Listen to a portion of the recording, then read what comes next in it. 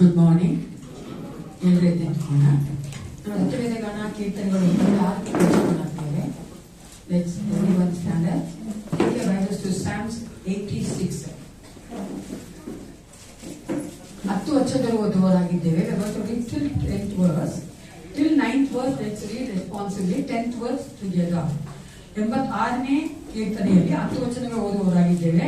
9 ವಚನದವರೆಗೂ ಉತ್ತರ ಪತ್ರದ ಓದಿಕೋಣ. 10ನೇ ವಚನ ಒಟ್ಟಾಗಿ ಓದುವವರಾಗಿದ್ದೇವೆ. 86 ಮೊದಲನೇ ವಚನ ನನ್ನ ಬಲಗಡೆ ಓದಬೇಕು, 2ನೇ ವಚನ ಎಡಗಡೆ ಓದಬೇಕು, ಕೊನೆಯದಾಗಿ 10ನೇ ವಚನ ಎಲ್ಲರೂ ಸೇರಿ ಓದಿಕೋಣ. ಸತ್ಯವೇದ ಇರುವಂತ ಎಲ್ಲರೂ ಓದಬೇಕು. ಸರಿಯಾಗಿ ಕೇಳಿಸ್ಕೊಳ್ಳಿ. ಮೆತ್ತಿಗೆ ಅವ್ರದ್ದು ಇವ್ರು ಓದ್ಬೇಡಿ, ಇವ್ರು ಓದೋದು ಅವ್ರು ಓದ್ಬೇಡಿ. ಸರಿಯಾಗಿ ನೋಡ್ಕೊಂಡು ಕ್ಲೀನ್ ಆಗಿ ಸತ್ಯವೇದ ಓದುವವರಾಗಿದ್ದೇವೆ. ಮೊದಲನೇ ವಚನ ನನ್ನ ಬಲಗಡೆ ಇರೋರು ಓದಬೇಕು.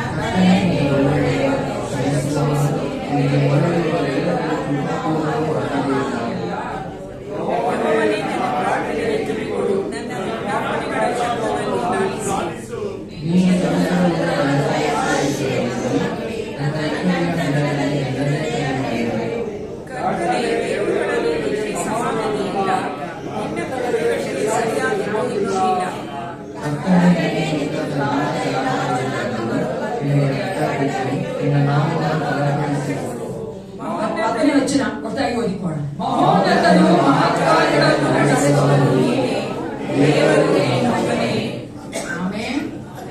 ನನ್ನೇಸಪ್ಪ ಬಿಟ್ಟು ಬೇರೆ ದೇವರುಗಳಿಲ್ಲ. ಹಾಲೆಲೂಯ.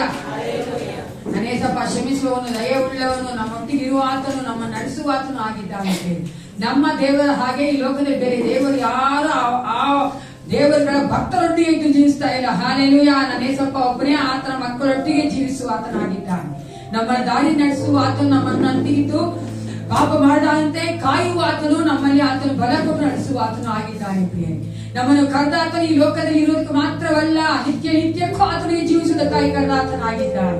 ಎಷ್ಟು ಜನ ನೀವು ಅದನ್ನು ನಂಬ್ತೀರಿ ಪ್ರಿಯರೇ? ಕ್ರೈಸ್ತಿಯ ಜೀವಿತ, ವಿಶ್ವಾಸ ಜೀವಿತ ಅನ್ನೋದು ಇಲ್ಲಿ ಇರೋದಲ್ಲ, ಅದು ನಿತ್ಯಕ್ಕೂ ಜೀವಿಸುವುದಕ್ಕಾಗಿ ಇಲ್ಲಿ ನಮ್ಮನ್ನ ಕರೆದಾತನಾಗಿದ್ದಾನೆ. ಅಂತ ದೇವರ ಮುಂಭಾಗ ನಮ್ಮನ್ನು ತಗ್ಗಿಸಿಕೊಳ್ಳೋಣ. Let's humble ourselves before the almighty God. ನಮ್ಮ ದೇವರು ಮಹಾದೇವನಾಗಿದ್ದಾನೆ, ಕಾರ್ಯಗಳನ್ನು ಮಾಡುವಂತ ದೇವನು, ಸರ್ವಶಕ್ತನು. ಆತನಿಂದ ಆಗದೇ ಇರುವುದು ಯಾವುದಿಲ್ಲ, ಆತನ ಅಸಾಧ್ಯಗಳ ದೇವನು. ಪ್ರಿಯ, ಜಸ್ಟ್ ಥಿಂಕ್ ಅಂಡ್ ಸೀ. ಅದೇ ಒಡಂಬಡಿಕೆ ಭಯ ಪಡ್ತದಂತ ಜನಗಳು, ಅದೇ ನಮ್ಮನ್ನಾದ್ರೂ ದೇವರು ಅದರಿಂದ ಸಂತೋಷವಾಗಿ ಬರುವಂತೆ ಕರೆದಿದ್ದಾನ. ನಾವು ಎಷ್ಟು ಯೋಗ್ಯರಾಗಿದ್ದೇವೆ ಆತನ ಮುಂಭಾಗದಲ್ಲಿ ಅವನ ಆಶೀರ್ವಾದ ದೇವರು ನಮಗೆ ಕೊಟ್ಟಿದ್ದಾನೆ. ಪ್ರಿಯರೇ, ಎಲ್ಲರೂ ನಮ್ಮನ್ನು ತಗ್ಗಿಸಿಕೊಂಡವರಾಗಿ ಪ್ರಾರ್ಥನೆ ಮಾಡಿಕೊಳ್ಳೋಣ. Give your hearts and minds to him. ನಿಮ್ಮ ಹೃದಯ ಮನಸ್ಸನ್ನು ಆತನ ಕೊಡಿ. ಪ್ರಿಯರೇ, ಕೇಳಿ, ಏಸಪ್ಪ ನಾವು ಈ ಒಂದು ಆರಾಧನೆಯಲ್ಲಿ ನಿನ್ನನ್ನೇ ದುಃಖಿಸುತ್ತ ನಾನು ಆರಾಧನೆ ಮಾಡ್ಬೇಕು ಏಸಪ್ಪ. ನೀನು ಮೆಚ್ಚುವಂತೆ ನಾನು ಆರಾಧನೆ ಮಾಡ್ಬೇಕು ಏಸಪ್ಪ.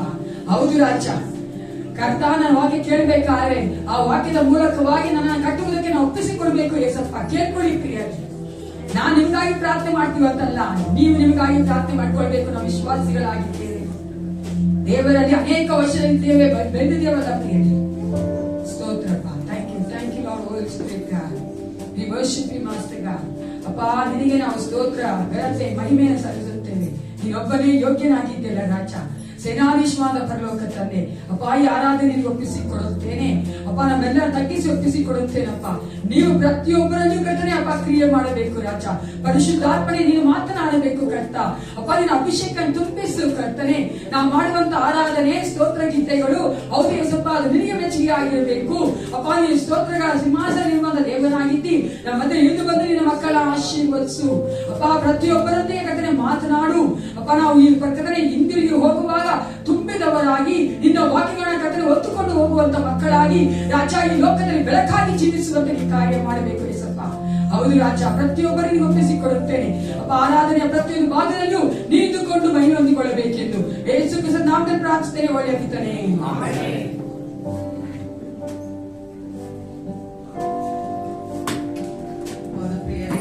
ನಮ್ಮ ಎಲ್ಲ ಪ್ರಾರ್ಥನೆಗಳಿಗೂ ಸದುತ್ತರವನ್ನು ಕೊಡುವವರಾಗಿ ನಮ್ಮ ಪ್ರಾರ್ಥನೆ ಪ್ರಾರ್ಥನೆಯನ್ನು ಕೇಳುವವನಾಗಿ ನಮಗೆ ಉತ್ತರ ಕೊಟ್ಟು ನಮ್ಮನ್ನು ಇಲ್ಲಿಯವರೆಗೂ ನಡೆಸಿಕೊಂಡು ಬಂದಂತ ದೇವನಾಗಿದ್ದಾನೆ. ಆತನ ಸನ್ನಿಧಾನದಲ್ಲಿ ನಾವು ಸ್ತುತಿ ಸ್ತೋತ್ರಗಳೊಂದಿಗೆ ಬರುವುದು ಆತನಿಗೆ ಎಷ್ಟೋ ಇಷ್ಟವಾಗಿದೆ ಪ್ರಿಯರೇ. ಏಕೆಂದರೆ ಆತನು ನಮ್ಮ ಒಂದೊಂದು ಅಗತ್ಯತೆಗಳನ್ನು ನೋಡಿಕೊಳ್ಳುವಂತ ದೇವನಾಗಿದ್ದಾನೆ. ನಾವು ಸಹ ದಾವೀದನ ರೀತಿಯಲ್ಲಿ ನಾನು ಎಡಬಿಡದೆ ನನ್ನ ಕರ್ತನನ್ನೇ ಸ್ತುತಿಸುತ್ತೇನೆ, ಯಾವಾಗಲೂ ಆತನ ಸ್ತೋತ್ರವು ನನ್ನ ಬಾಯಲ್ಲಿರುತ್ತದೆ. ಸ್ತೋತ್ರ, ಯಾಕೆಂದರೆ ಆತನು ಎಣಿಸಲಾಗದಷ್ಟು ಆಶೀರ್ವಾದಗಳನ್ನು ನನ್ನ ಜೀವಿತದಲ್ಲಿ ಇಟ್ಟಿದ್ದಾನೆ ಎಂದು ನಾವು ಆತನು ಮಾಡಿದ ಎಲ್ಲಾ ಉಪಕಾರಗಳನ್ನು ಈ ಒಂದು ದಿನದಲ್ಲಿ ನೆನೆಸಿ ನೋಡೋಣ ಪ್ರಿಯರೇ. ಕಳೆದ ವಾರದಲ್ಲಿ ನಮಗೆ ಎಷ್ಟೋ ಪ್ರಾರ್ಥನೆಗಳಿಗೆ ಉತ್ತರ ಕೊಟ್ಟಂತ ದೇವನು, ಕಳೆದ ವಾರದಲ್ಲಿ ನಮ್ಮನ್ನು ಜೀವಿತರನ್ನಾಗಿ ನಿಲ್ಲಿಸಿದಂತ ದೇವನು, ಕಳೆದ ವಾರದಲ್ಲಿ ನಮಗೆ ತಂದೆಯು ತಾಯಿಯು ಗುರಾಣಿಯೂ ಆಗಿ ನಡೆಸಿಕೊಂಡು ಬಂದಂತ ದೇವನು, ಕಣ್ಣೀರಿನ ಸಮಯದಲ್ಲಿ ಸಂತೈಸಿದಂತ ದೇವನು, ಆತನು ಎಷ್ಟೋ ಒಳ್ಳೆಯವನಾಗಿದ್ದಾನೆ ಪ್ರಿಯರೇ. ಆತನನ್ನು ದೃಷ್ಟಿಸಿ ನೋಡುವವರನ್ನು ಆತನು ಎಂದು ಕೈ ಬಿಡದೆ ನಡೆಸುವಂತ ದೇವನಾಗಿದ್ದಾನೆ. ಇಂತಹ ಒಂದು ದೇವನಲ್ಲಿ ನಮ್ಮ ಮನಸ್ಸು ಹೀಗುವಬೇಕು. ಆತನಲ್ಲಿ ಸಂತೋಷದಿಂದ ನಾವು ಆತನಿಗೆ ಸ್ತುತಿ ಸ್ತೋತ್ರಗಳ ಯಜ್ಞದೊಂದಿಗೆ ಆತನ ಒಂದು ಸನ್ನಿಧಾನದಲ್ಲಿ ಬರುವ ಹಾಗೆ ಕೆಲ ಸ್ತೋತ್ರ ಹಾಡುಗಳಿಂದ ನಾವು ಆತನನ್ನು ಮನಪೂರ್ವಕವಾಗಿ ಸ್ತುತಿಸೋಣ.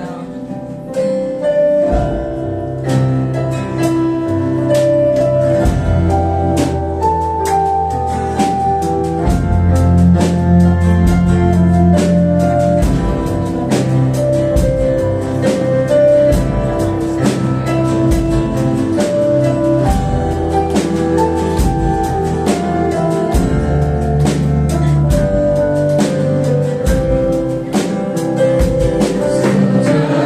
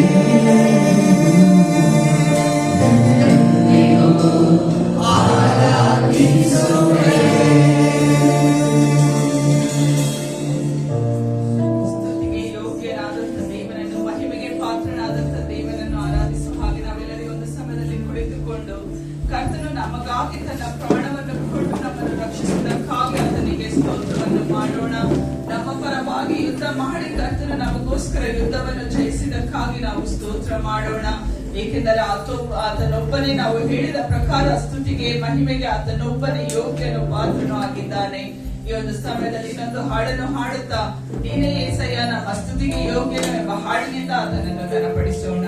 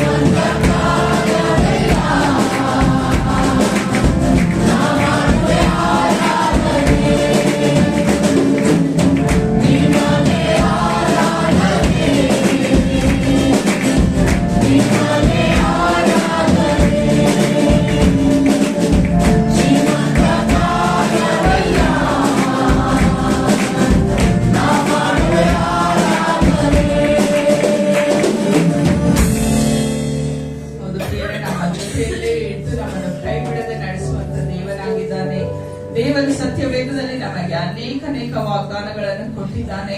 ಆ ವಾಗ್ದಾನಗಳೆಲ್ಲ ನಮ್ಮದೇ ಆಗಿದೆ ಪ್ರಿಯರೇ. ಅದನ್ನು ನಾವು ಬಾಯಿ ಬಿಟ್ಟು ಅರಿಕೆ ಮಾಡುವಾಗ ಕರ್ತನು ನಮ್ಮ ಜೀವಿತದಲ್ಲಿ ಕಾರ್ಯ ಮಾಡುವಂತ ದೇವನಾಗಿದ್ದಾನೆ. ನಾವು ಈ ಒಂದು ಸಮಯದಲ್ಲಿ ಕೆಲವು ದೇವ ವಾಕ್ಯಗಳನ್ನು ಓದಿಕೊಂಡು ಆತನ ಒಂದು ಸತ್ಯತೆಯನ್ನು ಅರಿಕೆ ಮಾಡಿ ಆತನ ಒಂದು ಆಶೀರ್ವಾದವನ್ನು ವಾಗ್ದಾನವನ್ನು ನಾವು ಪಡೆದುಕೊಳ್ಳೋಣ. ಕೀರ್ತನೆಗಳು 112 4-7 ಸ್ಕ್ರೀನ್ ಅಲ್ಲಿ ಬರುತ್ತೆ, ನೀವು ಅದನ್ನ ಓದ್ಬೋದು. ಎಲ್ಲರೂ ಸೇರಿ ಒಟ್ಟಾಗಿ ಓದೋಣ.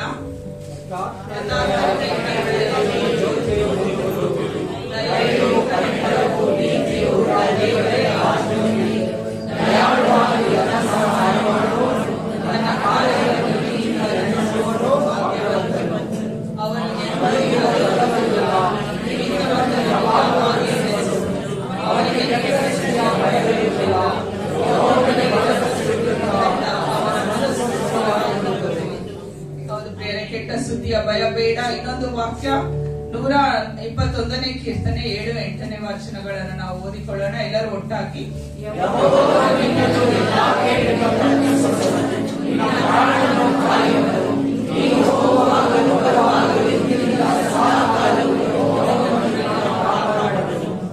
ಕೀರ್ತನೆಗಳು 25 8 9 ಹಾಗೂ 12-14.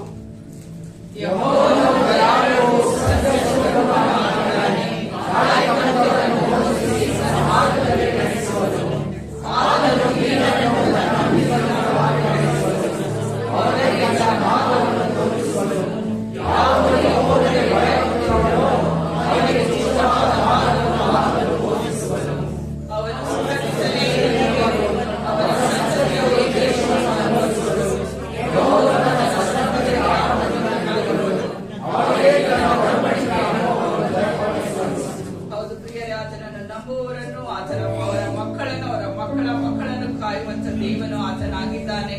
ನಮ್ಮ ಜೀವಾಧಾರವಾದಂತ ಯೇಸಪ್ಪನನ್ನು ನಾವು ಕೊಂಡಾಡುವ ಹಾಗೆ ನೀವೇ ನನ್ನ ಪ್ರಾಣವು ಎಂದು ಹೇಳಿ ಆತನನ್ನು ನಾವು ಕೊಂಡಾಡೋಣ.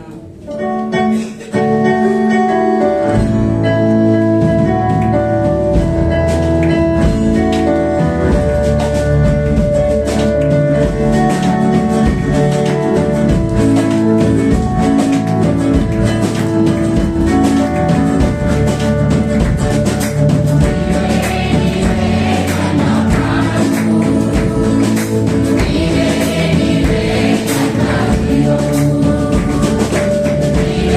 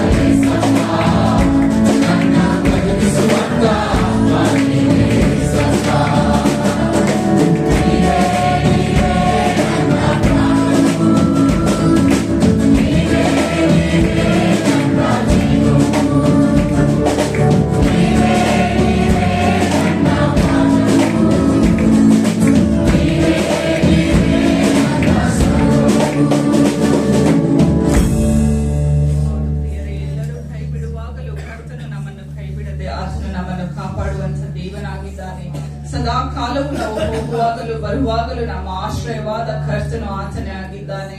ನಾವು ಓದಿಕೊಂಡ ಹಾಗೆ ಕರ್ತನು ನಮಗೆ ಸ್ನೇಹಿತನಾಗಿದ್ದಾನೆ ಪ್ರಿಯರೇ.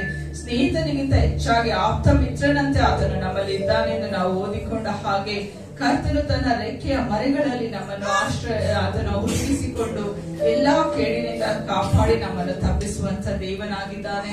ನಮ್ಮ ಜೀವಮಾನದಲ್ಲೆಲ್ಲಾ ಶುಭವು ಕೃಪೆಯು ನಮ್ಮನ್ನು ಹಿಂಬಾಲಿಸುವಂತೆ ಮಾಡಲು ಶಕ್ತನು ಆತನೊಬ್ಬನೇ ಆಗಿದ್ದಾನೆ. ಆತನನ್ನು ಆರಾಧಿಸುವ ಹಾಗೆ ನನ್ನ ಆಶ್ರಯವಾದವನೇ, ನನ್ನ ಕಾಯುವ ಕರ್ತನೇನೆ ಎಂಬ ಹಾಡಿನಿಂದ ನಾವು ಆರಾಧಿಸೋಣ.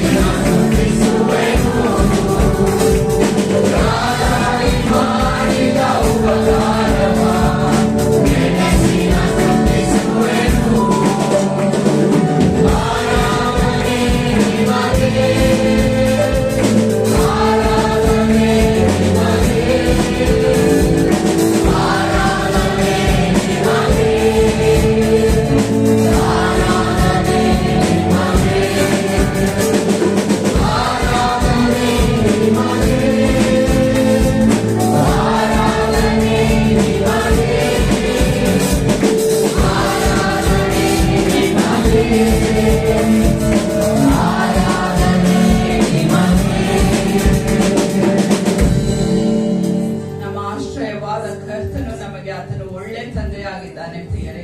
ಒಳ್ಳೆ ತಂದೆ ಏನು ಮಾಡುತ್ತಾನೆ? ಅದು ತನ್ನ ಮಕ್ಕಳನ್ನು ನೋಡುತ್ತಾನೆ. ಅವರಿಗೆ ಹಸಿದಾಗ ಆತನು ಊಟವನ್ನು ಕೊಡುತ್ತಾನೆ. ಅವರು ಕಣ್ಣೀರಿನಲ್ಲಿ ಇರುವಾಗ ಆತನು ಅವರಿಗೆ ಸಹಾಯ ಮಾಡುತ್ತಾನೆ. ಅವರಿಗೆ ದಾಹವಾದಾಗ ನೀರನ್ನು ಕೊಟ್ಟು ಒಂದು ಒಳ್ಳೆಯ ತಂದೆಯು ಎಲ್ಲಾ ರೀತಿಯಲ್ಲೂ ತನ್ನ ಮಕ್ಕಳನ್ನು ಪೋಷಿಸುವ ಹಾಗೆ ಕರ್ತನು ಸಹ ನಮ್ಮನ್ನು ಪೋಷಿಸುವಂತ ದೇವನಾಗಿದ್ದಾನೆ. ನಾವು ಹಳೆ ಒಡಂಬಡಿಕೆಯಲ್ಲಿ ನೋಡಬೇಕಾದರೆ ಆತನ ಜನರು ಹಸಿದಾಗ ಆತನು ಮನ್ನವನ್ನು ಕೊಟ್ಟು ಕಾಪಾಡಿದನು. ಹೊಸ ಒಡಂಬಡಿಕೆಯಲ್ಲಿ ನೋಡುವುದಾದರೆ ತನ್ನನ್ನು ಹಿಂಬಾಲಿಸುವವರಿಗೆ ಆತನು ರೊಟ್ಟಿ ಮತ್ತು ಮೀನನ್ನು ಕೊಟ್ಟನು. ನಮಗಾದರೂ ಆತನು ತನ್ನ ದೇಹವನ್ನೇ ರೊಟ್ಟಿಯಾಗಿ ಸಮರ್ಪಿಸಿದ್ದಾನೆ. ನಾವು ಹಳೆ ಒಡಂಬಡಿಕೆಯಲ್ಲಿ ನೋಡುವಾಗ ಬಂಡೆಯನ್ನು ಸೀಳಿ ಆತನವರ ದಾಹವನ್ನು ತಣಿಸಿದನು. ನಮಗಾದರೂ ತನ್ನ ರಕ್ತವನ್ನು ಸುರಿಸಿ ಆತನು ನಮಗೆ ದಾಹವಾಗದ ಹಾಗೆ ಒಂದು ನೀರನ್ನು, ಆತನು ಜೀವವುಳ್ಳ ನೀರನ್ನು ಕೊಟ್ಟಿದ್ದಾನೆ. ನಾವು ಕಷ್ಟದ ಮಧ್ಯದಲ್ಲಿ ಹಾದು ಹೋಗುವಾಗ ಕೆಂಪು ಸಮುದ್ರದ ಹಾಗೆ ನಾವು ಕಷ್ಟವನ್ನು ನೋಡುವಾಗಲೂ ಕರ್ತನು ನಮ್ಮ ಜೊತೆಗಿದ್ದು ಒಂದು ಒಳ್ಳೆಯ ತಂದೆಯಾಗಿ ಆತನು ನಮ್ಮನ್ನು ನಡೆಸಿಕೊಂಡು ಬಂದಿದ್ದಾನೆ.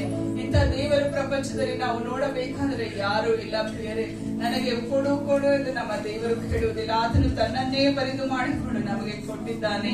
ಈ ಒಂದು ದೇವರ ಆಕಾಶದಲ್ಲಿಯೂ ಭೂಮಿಯಲ್ಲಿಯೂ ಈತನಿಗೆ ಸಮಾನರಾದ ದೇವರು ಒಬ್ಬರು ಇಲ್ಲ. ಇಂಥ ದೇವರನ್ನು ನಾವು ಆರಾಧಿಸುವಾಗೆ ಕರ್ತನೆ ದೇವರಲ್ಲಿ ನಿನಗೆ ಸಮಾನರು ಯಾರು ಎಂದು ನಾವು ಆತನನ್ನು ಸ್ತುತಿಸೋಣ.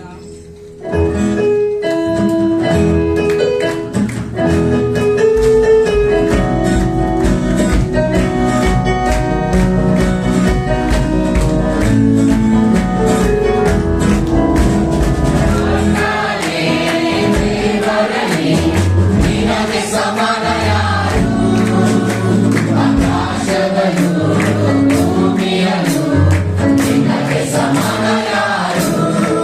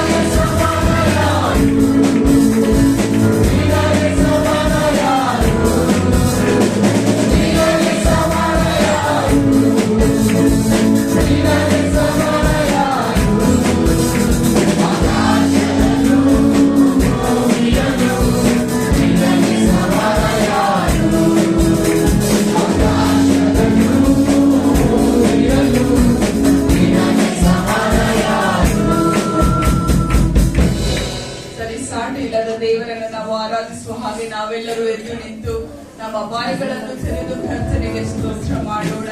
ಹೌದು ಪ್ರಿಯರೇ, ಆತನ ಅತಿಶಯನಾಗಿದ್ದಾನೆ. ಆತನ ನಾಮದ ಮಹತ್ತನ್ನು ಕೊಂಡಾಡುವುದು ಆತನ ಮಕ್ಕಳಾದ ನಮ್ಮ ಭಾಗ್ಯವಾಗಿದೆ.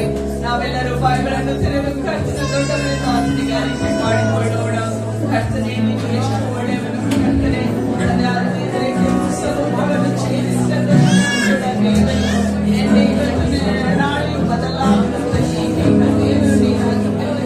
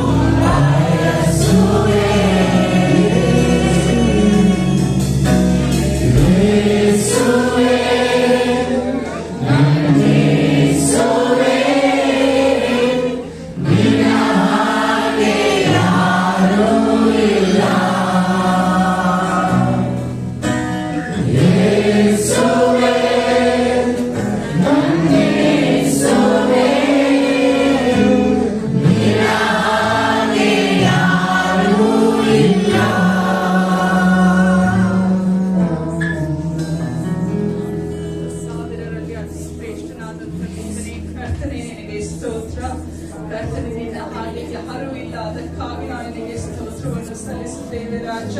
ಯೇಸುವೆ, ನಮ್ಮ ಜೀವಿತದಲ್ಲಿ ಕರ್ತನೆ ನೀನೇ ರಾಜನಾಗಿರುವುದಕ್ಕಾಗಿ ಸ್ತೋತ್ರ ಕರ್ತನೆ.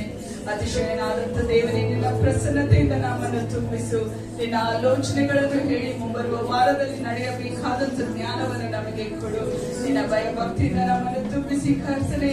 ನಿನ್ನ ವಾಕ್ಯದಿಂದ ನಮ್ಮನ್ನು ಸಂತೈಸಿ ನಾವು ಮಾಡುವಂತ ಎಲ್ಲಾ ಕಾರ್ಯಗಳಲ್ಲೂ ಕರ್ತನೆ ನೀನು ಇದ್ದು ಕರ್ತನೆ ನೀನೇ ಪ್ರಸನ್ನನಾಗಿದ್ದು ನಿನ್ನ ಚಿತ್ತದ ಮೇರೆಗೆ ನೀನು ನಡೆಸಿಕೊಂಡು ಈ ವಾರ ನಡೆಸಿಕೊಡಬೇಕೆಂದು ಯೇಸು ಕ್ರಿಸ್ತನ ಹೆಸರಿನಲ್ಲಿ ಬೇಡಿಕೊಳ್ಳುತ್ತೇವೆ ತಂದೆ. ನಾವು ನಿಂತಿರುವಂತೆ ನಮ್ಮ ರೋಮಾಪುರದ ಪತ್ರಿಕೆ 8ನೇ ಅಧ್ಯಾಯಕ್ಕೆ ತಿಳಿಸಿಕೊಳ್ಳುತ್ತೇವೆ. As we are standing, let's turn our Bibles to Romans chapter 8, verse 18. 18ನೇ ವಚನವನ್ನು ನಾವೆಲ್ಲರೂ ಒಟ್ಟಾಗಿ ಓದುವವರಾಗಿದ್ದೇವೆ. Romans chapter 8, verse 18. ರೋಮಾಪುರದವರ ಪತ್ರಿಕೆ 8ನೇ ಅಧ್ಯಾಯದಲ್ಲಿ 18ನೇ ವಚನ ಒಟ್ಟಾಗಿ ಓದಿಕೊಳ್ಳೋಣ. ಎರಡು ಸತಿ ತೆಗೆದುಕೊಳ್ಳಿ. Those who can read and those who have the Bibles, please turn the Bibles to Romans chapter 8, verse 18. ಎಲ್ಲರೂ ಒಟ್ಟಾಗಿ ಓದೋಣ.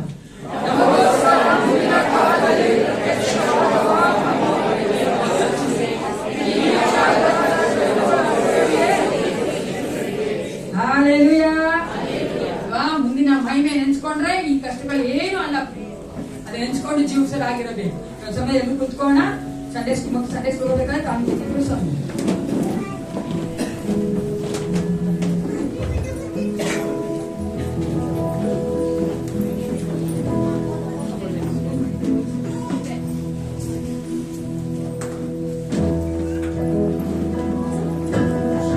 ರಕ್ಷಕನಲ್ಲಿರುವೇನ ನಿಶ್ಚಯವೇ ಈಗ ಶಿಕ್ಷಾ ವಿಧಿಯೇ-ಇಲ್ಲವು. ಕ್ರಿಸ್ತನಲ್ಲಿ ನೂತನ ಸೃಷ್ಟಿಯಾದೆನ ಹಳೆಯ ರಂಗನ ಕಾಯನ ನನ್ನ ಮರೆತೆ ನನ್ನ ಯೇಸುವನ್ನು ತಲೀನ ನನ್ನನೆ ಮರೆತೆ ಆ ಪ್ರೀತಿಯನ್ನು ಅನುಸರಿಸುವುದೇ ಈ ಜೀವನ ಗುರಿ ಎಂಬುದಾಗಿದೆ. ನನ್ನ ಮರೆತೆ ನನ್ನ ಯೇಸುವನ್ನು ತಲೀನ ನನ್ನನೆ ಮರೆತೆ ಆ ಪ್ರೀತಿಯನ್ನು ಅನುಸರಿಸುವುದೇ ಈ ಜೀವನ ಗುರಿ ಎಂಬುದಾಗಿದೆ.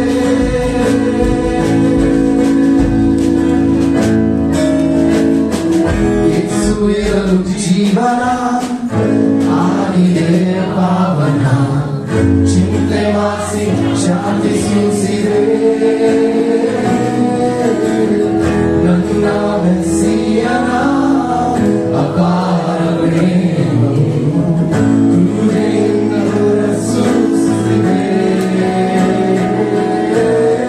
ನನ್ನ ಮರೆತೆ ನನ್ನ ಯೇಸುವನ್ನು ತಲೀನ ನನ್ನನೆ ಮರೆತೆ ಆ ಪ್ರೀತಿಯನ್ನು ಅನುಭವಿಸುವುದೇ ಈ ಜೀವನ ಗುರಿ ಎಂಬುದಾಗಿದೆ. ನನ್ನ ಮರೆತೆ ನನ್ನ ಯೇಸುವನ್ನು ತಲೀನ ನನ್ನನೆ ಮರೆತೆ ಆ ಪ್ರೀತಿಯನ್ನು ಅನುಸರಿಸುವುದೇ ಈ ಜೀವನ ಗುರಿ ಎಂಬುದಾಗಿದೆ.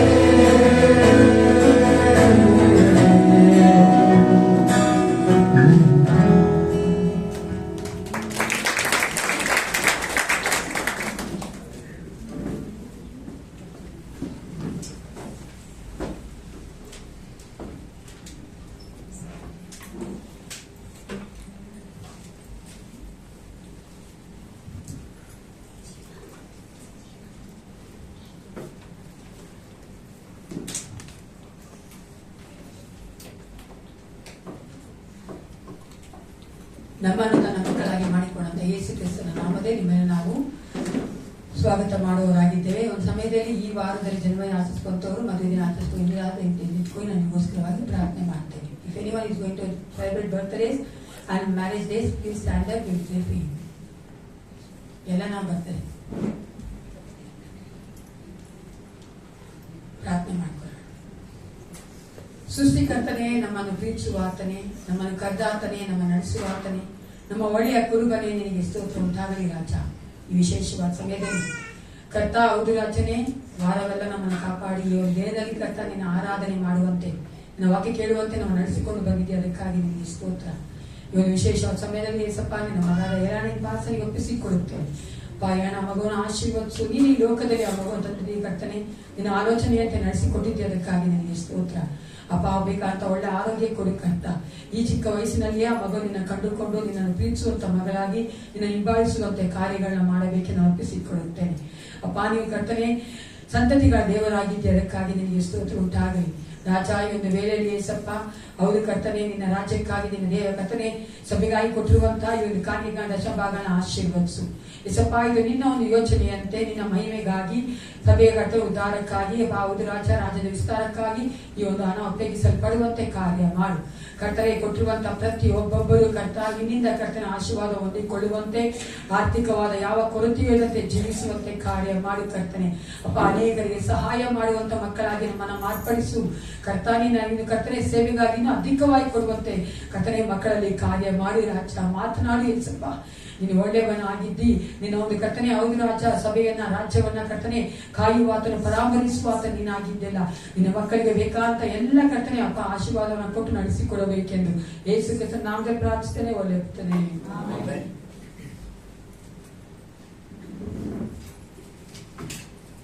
ಅದಿರುವಂತ ಟೈಟಸ್ ಅವರು ಮುಂದೆ ಬಂದು ಅನೌನ್ಸ್ಮೆಂಟ್ ಹೋಗ್ತಾರೆ, ಕೇಳಿಸ್ಕೊಳ್ಳಿ.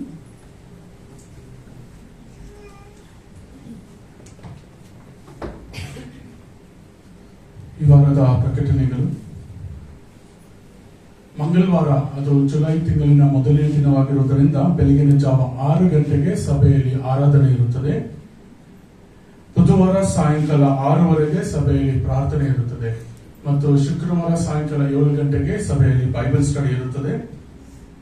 ಶನಿವಾರ ಸಾಯಂಕಾಲ ಹಾಡಿನ ಅಭ್ಯಾಸ ಇರುತ್ತದೆ. ಹಾಡಿನ ತಂಡದವರು ಬಂದು ಸಿದ್ಧತೆ ಮಾಡಿಕೊಳ್ಬೇಕಾಗಿ ಕೇಳ್ಕೊಳ್ತೇನೆ. ಬರುವ ಭಾನುವಾರ ಬೆಳಗಿನ ಜಾವ 8:00 ಸಭೆಯಲ್ಲಿ ಆರಾಧನೆ ಇರುತ್ತದೆ ಮತ್ತು ಅವತ್ತು ಫಸ್ಟ್ ಸಂಡೇ ಆಗಿರುವುದರಿಂದ ಕರ್ತನ ಭೋಜನ ಸಹ ಇರುತ್ತದೆ. ನೆಕ್ಸ್ಟ್ ಸಂಡೇ ಸಭೆಯಾದ ನಂತರ ಸಭಾಪಾನ ಸಮಿತಿ ಸಹ ಇರುತ್ತದೆ.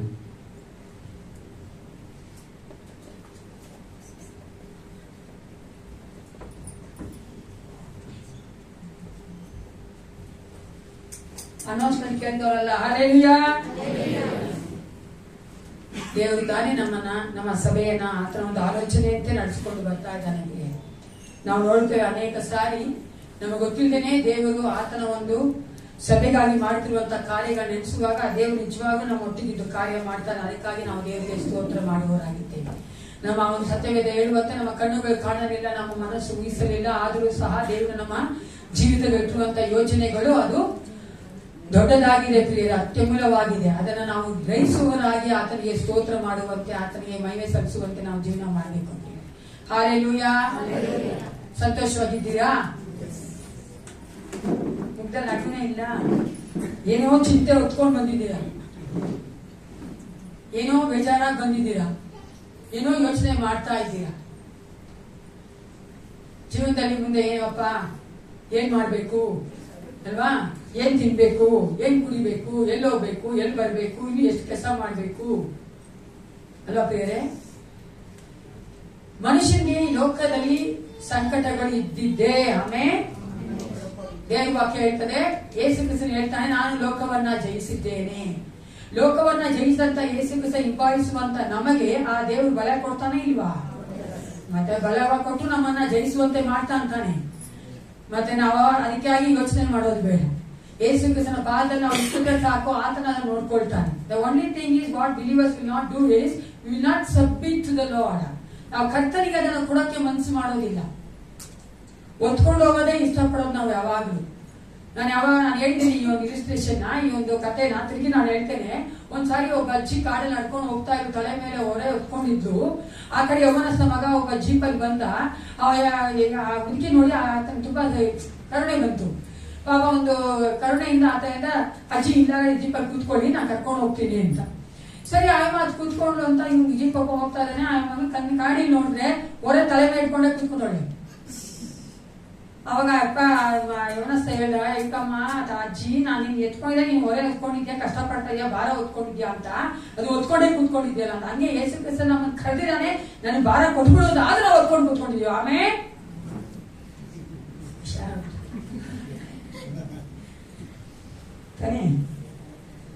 ನಾವು ನಮ್ಮ ಭಾರವನ್ನ ಯೇಸು ಕ್ರಿಸ್ತ ಕೈ ಕೊಟ್ಟು ಸಂತೋಷವಾಗಿರ್ಬೇಕು. ದೇವರು ನಮ್ಮನ್ನು ಕರೆದಿರೋದು ಸಂತೋಷವಾಗಿರೋದಕ್ಕಾಗಿ. ಯಾಕಂದ್ರೆ ದೇವ ವಾಕ್ಯ ಹೇಳ್ತಾರೆ, ಈ ಲೋಕದಲ್ಲಿ ಯೇಸು ಕ್ರಿಸ್ತನು ಕೊಡುವಂತೆ ನಮ್ಗೆ ಯಾರು ಸಂತೋಷ ಕೊಡಕ್ಕಾಗಲ್ಲ. ಯಾಕಂದ್ರೆ ಆತನ ಕೊಡುವಂತ ಸಂತೋಷ ನಿತ್ಯವಾಗಿರುವಂತದ್ದು ಮಾತ್ರ ಅಲ್ಲ ಪ್ರಿಯ, ಅದು ಶಾಶ್ವತವಾಗಿರುವಂತದ್ದು. ನಾವು ಯಾವುದೋ ಒಂದು ಪದಾರ್ಥ ನೋಡಿ ಯಾವುದೋ ಒಂದು ಕಾರ್ಯ ಮಾಡ್ಬೇಕಾದ್ರೆ ನಮ್ಗೆ ಸಂತೋಷ ಆಗುತ್ತಾ ಇಲ್ವಾ? ಹ್ಯೂಮನ್ ಆಗುತ್ತಾನೆ, ನಮ್ಮ ಮನುಷ್ಯಕ್ಕೆ ಸಂತೋಷ ಆಗುತ್ತೆ. ನಮ್ಗೆ ಏನೋ ನಮ್ಗೆ ಇಷ್ಟವಾದ ಊಟ ಮಾಡಿದ್ರೆ ಅಥವಾ ಯಾವ್ದಾರ ಕಡೆಗೆ ಒಂದು ಕಡೆಗೆ ಹೋದ್ರೆ ಅಥವಾ ಒಂದು ಕಾರ್ಯ ಮಾಡಿದ್ರೆ, ಅದೇ ರೀತಿಯಾಗಿ ನೀವು ನೋಡುವುದಾದ್ರೆ ಆ ಒಂದು ಸಂತೋಷ ತಾತ್ಕಾಲಿಕವಾದ್ದು. ಆ ಕಾರ್ಯ ಮಾಡೋಕೆ ಮಾತ್ರ ಸಂತೋಷವಾಗಿರುತ್ತೆ ನಮ್ಮ ಮನಸ್ಸು, ಹೃದಯ. ಅದರಂತ ತಿರುಗಿ ಅದೇ ಭಾರ ಹೊತ್ಕೋತೀವಿ, ಅದೇ ನೋವು, ಅದೇ ವೇದನೆಗಳು. ಆದ್ರೆ ಯೇಸು ಕ್ರಿಸ್ತನು ಬಂದಾಗ ಆ ಭಾರ ಕೊಟ್ಬಿಟ್ರೆ, ಅವನ ಅಭ್ಯಾಸ ನೀವು ಮಾಡ್ಕೊಂಡ್ರೆ ಅದು ನಿಮ್ಗೆ ಗೊತ್ತಾಗ್ಬಿಡುತ್ತೆ ಚೆನ್ನಾಗಿ. ಆ ಸಂತೋಷ ಯಾವಾಗೂ ನಮ್ಮ ಒಟ್ಟಿಗಿರುತ್ತೆ, ಯಾವಾಗೂ ನಮ್ಮ ಒಟ್ಟಿಗಿರುತ್ತೆ. ಆ ಸಂಕಟ ವೇದನೆಗಳನ್ನೇ ಯೋಚನೆ ಮಾಡಬೇಡಿ, ಯಾವಾಗಲೂ ಬಂದ ಯೇಸು ಕ್ರಿಸ್ತನ ಪ್ರೆಸೆನ್ಸ್ ನೀವು ಅನ್ವಯಿಸ್ಬೇಕು. ಹಲ್ಲೆಲೂಯಾ. ಈ ಒಂದು ಸಮಯದಲ್ಲಿ ಕಣ್ಣುಗಳ ಮುಚ್ಚಿಕೊಂಡವರಾಗಿ ನಾವು ದೇವರ ವಾಕ್ಯಕ್ಕಾಗಿ ನಮ್ಮನ್ನು ಒಪ್ಪಿಸಿಕೊಳ್ಳೋಣ.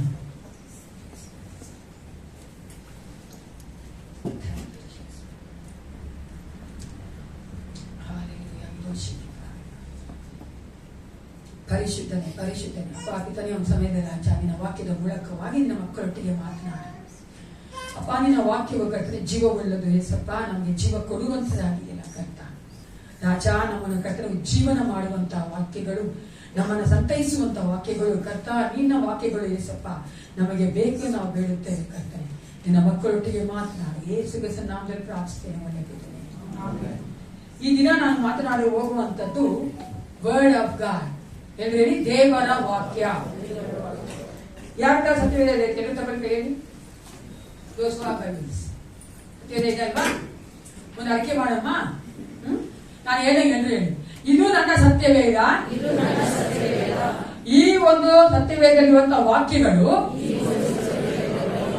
ನನಗಾಗಿ ಬರೆಯಲ್ಪಟ್ಟಿದೆ. ಈ ಸತ್ಯವೇದಲ್ಲಿರುವಂತಹ ವಾಗ್ದಾನಗಳು ನನಗಾಗಿ ಕೊಡಲ್ಪಟ್ಟಿದೆ. ಈ ಸತ್ಯವೇದ ನನ್ನ ಕುರಿತಾಗಿ ಏನ್ ಹೇಳುತ್ತದೋ ಅದೇ ನಾನಾಗಿದ್ದೇನೆ. ಆಮೆನ್. ದೇವರ ವಾಕ್ಯ ಅಂತ ಹೇಳ್ಬೇಕಾದ್ರೆ ಪ್ರಿಯರೇ, ಸತ್ಯವೇದದಲ್ಲಿ ದೇವರ ವಾಕ್ಯಕ್ಕೆ 4 ಪದಗಳು ಉಪಯೋಗಿಸಲ್ಪಟ್ಟಿದೆ ಅಥವಾ ಫ್ರೇಸಸ್ ಉಪಯೋಗಿಸಲ್ಪಟ್ಟಿದೆ. 4 ರೀತಿಯಾಗಿ ಸತ್ಯವೇದದಲ್ಲಿ ದೇವರ ವಾಕ್ಯವನ್ನ ವಿಶ್ಲೇಷಣೆ ಮಾಡ್ತಾರೆ ಅಥವಾ ಎಕ್ಸ್ಪ್ಲೈನ್ ಮಾಡ್ತಾರೆ. ಮೊದಲಾಗಿ ದೇವರ ವಾಕ್ಯ ಅನ್ಬೇಕಾದ್ರೆ ಆದಿಕಾಂಡ 1:3 ಏನ್ ಹೇಳ್ತದೆ ಅದು ನೋಡಿ. ಆದಿಕಾಂಡ 1:3. ಆಗ ದೇವರು ಬೆಳಕಾಗಲಿ ಅಂದರು, ಬೆಳಕಾಯಿತು. ಆಗ ದೇವರು ಬೆಳಕಾಗಲಿ ಅಂದರು, ಬೆಳಕಾಯಿತು. ದೇವರು ಬೆಳಕು ಮಾಡ್ದ, ಹೆಂಗ್ ಮಾಡುದು? ಅಂದನು, ಮಾತು ಅಲ್ವಾ? It's word. ದೇವರ ವಾಕ್ಯ ಅಂದ್ರೆ ಮೊದಲಾಗಿ ನೋಡಿ ದೇವರ ಶಕ್ತಿ. ಸತ್ಯವೇದ ಹೇಳುವಂಥದ್ದು ದೇವರ ವಾಕ್ಯದ ಕುರಿತಾಗಿ ಮೊದಲನೇದಾಗಿ ದೇವರ ಶಕ್ತಿ. ಆ ದೇವರ ಶಕ್ತಿ ಹೆಂಗಿದೆ ಅಂತ ಆತನ ಮಾತಿನಲ್ಲಿ ಇದೆ ಪ್ರಿಯರೇ. ಅದೇ ಇಬ್ರಿಯ 11:3 ಈ ರೀತಿಯಾಗಿ ಹೇಳ್ತದೆ, ಲೋಕಗಳು ದೇವರ ಮಾತಿನಿಂದ ನಿರ್ಮಿತವಾದವೆಂದು ನಂಬಿಕೆಯಿಂದಲೇ ನಾವು ತಿಳಿದುಕೊಂಡವರಾಗಿದ್ದೇವೆ. ಕಾಣಿಸುವ ಈ ಜಗತ್ತು ದೃಶ್ಯ ವಸ್ತುಗಳಿಂದ ಉಂಟಾಗಲಿಲ್ಲವೆಂದು ಗ್ರಹಿಸುತ್ತೇವೆ. ನಾವೇ ನೋಡ್ತೇವೆ, ದೇವರು ಎಲ್ಲವನ್ನ ತನ್ನ ಬಾಯಿ ಮಾತಿನಿಂದ ಉಂಟು ಮಾಡಿದನು. 2 ಪೇತ್ರ 3:5 ಈ ರೀತಿಯಾಗಿ ಹೇಳ್ತದೆ, ಹೀಗೆ ಮಾತನಾಡುವವರು ಒಂದು ಸಂಗತಿಯನ್ನು ತಿಳಿದರೂ ಬೇಕೆಂದು ಮರೆತು ಬಿಡುತ್ತಾರೆ. ಅದೇನೆಂದರೆ, ಚೆನ್ನಾಗಿ ಕೇಳಿಸ್ಕೊಳ್ಳಿ, ಪೂರ್ವ ಕಾಲದಲ್ಲಿದ್ದ ಭೂಮ್ಯಾಕಾಶಗಳು ದೇವರ ವಾಕ್ಯದ ಮೂಲಕ ನೀರಿನಿಂದ ಉಂಟಾಗಿ ನೀರಿನಿಂದ ಆಧಾರಗೊಂಡರಲ್ಲಿ. ಗೊತ್ತಾ ನಿಮ್ಗೆ ಈ ಭೂಮಿ ನೀರ್ ಮೇಲೆ ನಿಂತಿದೆ ಅಂತ? ಭೂಮಿ ಕೆಳಗೆ ಎಷ್ಟು ನೀರಿದೆ ಗೊತ್ತಲ್ಲ ನಿಮ್ಗೆ? ಭೂಮಿ ಮೇಲ್ಗಡೆ ಕೂಡ ಎಷ್ಟು ನೀರಿದೆ ಗೊತ್ತಲ್ವಾ? ಈ ಭೂಮಿಯನ್ನ ಆ ರೀತಿಯಾಗಿ ದೇವರು ನಿರ್ಮಿಸಿದ್ದಾನೆ. ಕೀರ್ತನೆಗಳು 33:9 ಯಾರಾದ್ರೂ ಒಬ್ರು ಓದಿ. ಸ್ಯಾಮ್ಸ್ 33:9 ಯಾರಾದ್ರೂ ಒಬ್ರು ಓದಿ. ಇವಾಗ ಅದು ಸಹ ಏನ್ ಹೇಳ್ತದೆ? ನುಡಿದ ಮಾತ್ರಕ್ಕೆ ಸಮಸ್ತವೂ ಉಂಟಾಯಿತು. ಆತನು ಆಜ್ಞಾಪಿಸುತ್ತಾರೆ, ಸರ್ವವು ಸ್ಥಾಪನೆ. ಉಂಟಾಯಿತು ಮಾತ್ರವಲ್ಲ, ಸ್ಥಾಪನೆ ಸಹ ಆಗಿದ್ದು ಆತನ ಮಾತಿನಿಂದಲೇ. ಅವಾಗ ನಾವೇನ್ ನೋಡ್ತೀವಿ? ದೇವರ ವಾಕ್ಯ ಅನ್ಬೇಕಾದ್ರೆ ಮೊದಲನೇದಾಗ ಅದು ದೇವರ ಶಕ್ತಿ. ಹೇಳಿ, ಎರಡನೇದಾಗ ಯೋಹಾನ 1:1-3 ನಮ್ಗೆ ಎಲ್ಲರೂ ಗೊತ್ತಿರುವಂತ ವಚನಗಳಿಗೂ, ಆದಿಯಲ್ಲಿ ವಾಕ್ಯವಿತ್ತು, ಆ ವಾಕ್ಯವು ದೇವರ ಬಳಿಯಲ್ಲಿತ್ತು, ಆ ವಾಕ್ಯವು ದೇವರಾಗಿತ್ತು, ವಾಕ್ಯವೆಂಬುವನು ಆದಿಯಲ್ಲಿ ದೇವರ ಬಳಿಯಲ್ಲಿದ್ದನು, ಆತನ ಮೂಲಕವಾಗಿ ಸಮಸ್ತವು ಉಂಟಾಯಿತು, ಉಂಟಾಗಿರುವ ವಸ್ತುಗಳಲ್ಲಿ ಆತನಿಲ್ಲದೆ ಒಂದಾದರೂ ಉಂಟಾಗಲಿಲ್ಲ.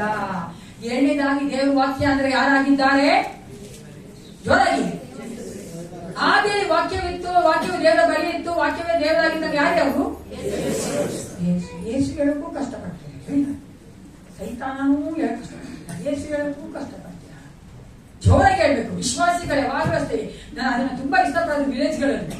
ನಾನು ವಿಲೇಜ್ ಮಿನಿಸ್ಟ್ರಿಗೆ ಹೋಗಿದ್ದಾಗ ಅಲ್ಲಿ ಮಧ್ಯಪ್ರದೇಶದಲ್ಲಿ ನೋಡಕ್ ಹೋದ್ರೆ ನೀವು ಎಷ್ಟೊಂದು ಪರ್ಸಿಕ್ಯೂಷನ್ ಇದೆ, ಎಷ್ಟು ಜೋರಾಗಿ ಯೇಸು ಯೇಸು ಮಸಿ ಅಂತ ಜೋರಾಗಿ ಬಡ್ಕೊಂತಾರೆ.